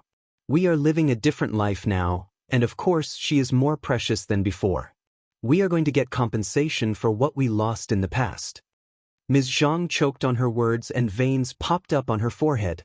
What they had lost in the past. Yeah, the first section of the family was bullied by the second and third section of the family in the past, and they never had a relaxed time. So, of course they were not considered precious in the past. Unconvinced, she pretended to smile calmly. Tao Tao is enough to take care of her elder sister-in-law, right? Why fifth sister-in-law? I am afraid that you are favoring her more. You don't want her to get tired. Ms. Fang never liked Ms. Zhang. When she was turned down after she tried to borrow money from her, she had never acted normally whenever they ran into each other. Ms. Zhang always picked the worst words to speak. Ms. Fang had never wanted to pick on someone junior in the family, but this junior kept offending her, and she was really starting to get irritated. Also, Ms. Fang was not a good-tempered person to begin with. So she snapped. True. Of course I have a preference, and it is up to me, the mother-in-law. Anyone dares to counter my preference? I think your mother-in-law is the same. She gave 15 liang as a wedding gift to the Yen family, just hoping that their daughter could come to your family. She even built 2 new rooms for them. Second niece, honestly, don't be mad. The Yen family is running a tofu business and should be quite rich. I heard that they had a large dowry prepared as well. The girl from the Yen family should be quite capable. I am sure your mother-in-law has her preference as well. Ms. Zhang was trembling. She almost could not breathe. Ms. Fang sneered and turned around, leaving arrogantly. How dare this young woman try to play tricks on her? As the drum was played and the whole place turned bustling, the bride was officially married to the family. Ms. Zhang did not like any of this, especially the redness. Yang Xiaoni and Ms. Fang did not return home until that evening. Qiao Xian and Tao Tao boiled some water at home, so the hall room was filled with a warm coal basin. They even had some water prepared. They regained energy after drinking the hot tea, warmed up in front of the fire and finally relaxed. The wedding was not as good as that of the first section of the family, and those who were there to help had no time to eat anything during the wedding. They were only allowed to eat the leftovers after the banquet was over. But there were no leftovers remaining as well. The leftovers were all taken away by Ms. Niu, so Ms. Fang had almost no meat to eat. Anyways, they had been so well fed during the Chinese New Year, so she desired something light.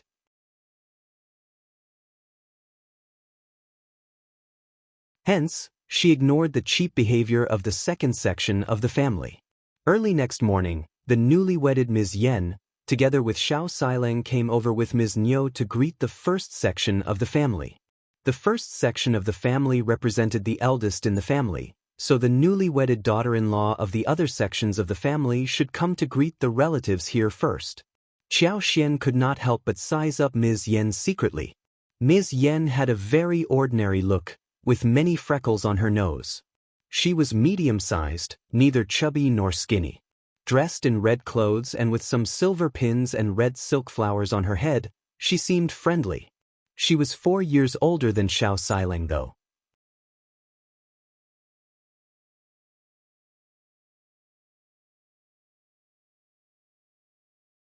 Chapter 481. The generous Ms. Yen. Qiao Xian finally understood why the Yen family wished to marry their daughter to Xiao Sileng when she was already 20 years old. The Yen family was slightly wealthy and loved the daughter. So, they were quite particular when it came to son-in-laws. But Ms. Yen looked really ordinary, and the Yen family were not incomparably rich. Since the Yen family was particular about their son-in-law, she was not married until 20 years old. That was when the Yen family got so anxious. The Yen family would never have wanted to marry their daughter to people like the second section of the family. But things were different. Seeing that the second section of the family was offering 15 liang as a wedding gift, the Yen family approved of the marriage. Otherwise their daughter would become an old spinster. Xiao Sileng was just lucky. Ms. Yen served the senior people in the family tea, whilst Qiao Xian, Qi and Tao Tao were waiting for her to address them differently after seeing the presents. What surprised them most of all was that Ms. Yen had prepared presents for Qi, Tao Tao, Xiao Junyan and Xiao Qing. Tao Tao and Xiao Qing were given a pair of pink silk flowers whilst Qi and Xiao Junyan were given a purse of sapphire-colored flowers each. The whole first section of the family got shocked. Their eyes were widened. The second section of the family was so stingy that they had never received presents from them. Ms. Yan's actions shocked them all. Even Ms. Su tried to turn down the present, but thanked Ms. Yen for her kindness. Tao Tao and Qi kept pushing the presents away. No, no, thanks. Ms. Niu looked surprised too. Apparently, that was Ms. Yan's own idea, which had not been shared with Ms. Niu.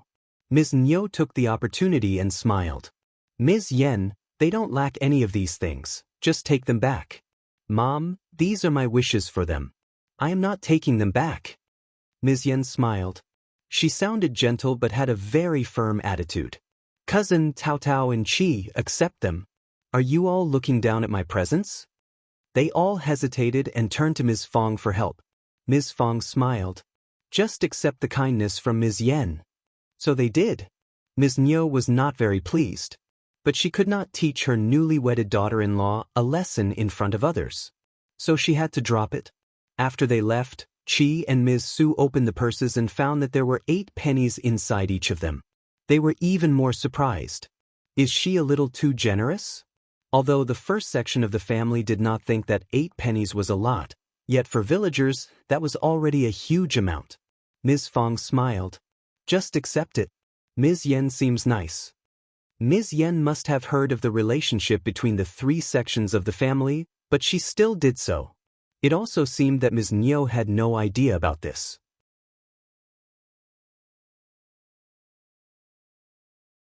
Apparently, Ms. Yan had the intention of befriending the first section of the family. Ms. Fang did not think that it was something bad. As long as Ms. Yan did not do anything against them. If she did, she would teach her a lesson too. Honestly, if Ms. Yan dared to be calculative towards the first section of the family, she would end up in a bad situation. Back home, Ms. Niu wasn't that pleased. But she still avoided Ms. Zhang and said to the newlyweds, Ms. Yan, why did you offer them so many presents? Such a waste.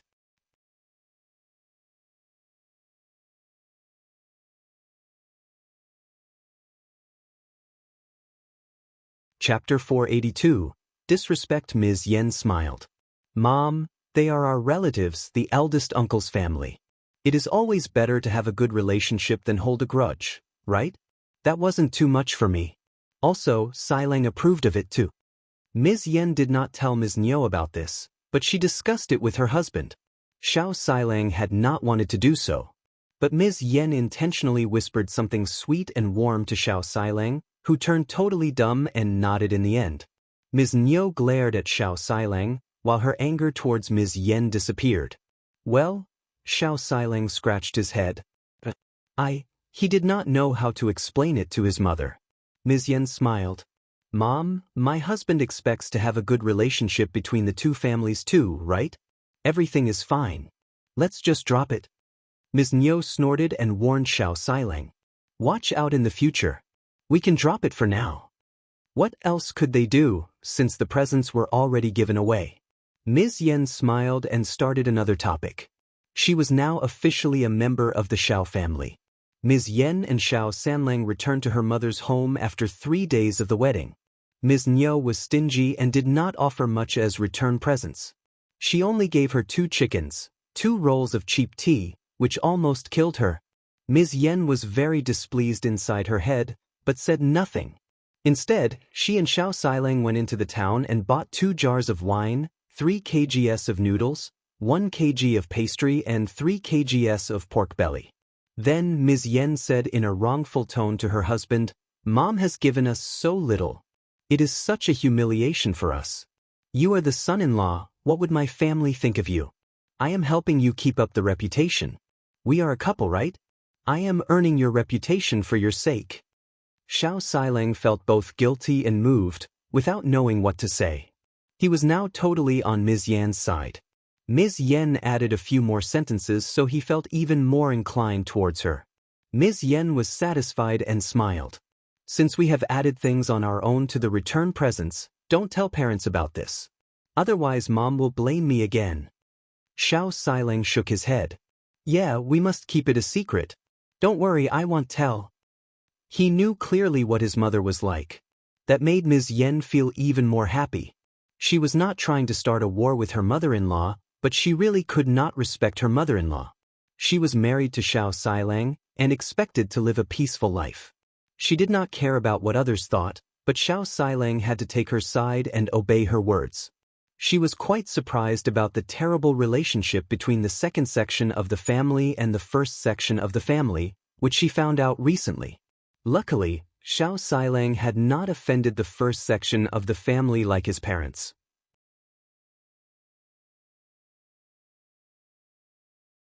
So, she could come up with some solutions to improve the relationship. She really thought that the second section of the family and third section of the family were stupid.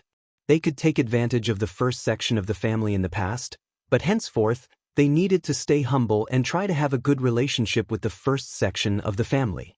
They needed to be capable enough to counter them, but they had no abilities. They did not want to admit their foolishness, either. Instead, they kept causing trouble for themselves. So horrible.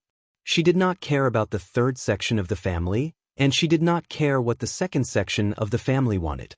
But they should not stop her from doing whatever she wanted to do. Otherwise, she would separate herself from the family. She was from a capable family like the Yen family, who should not be offended easily. You're tuning in to the Wandering Hero YouTube channel. Don't forget to subscribe and join us on this journey to catch the most captivating stories.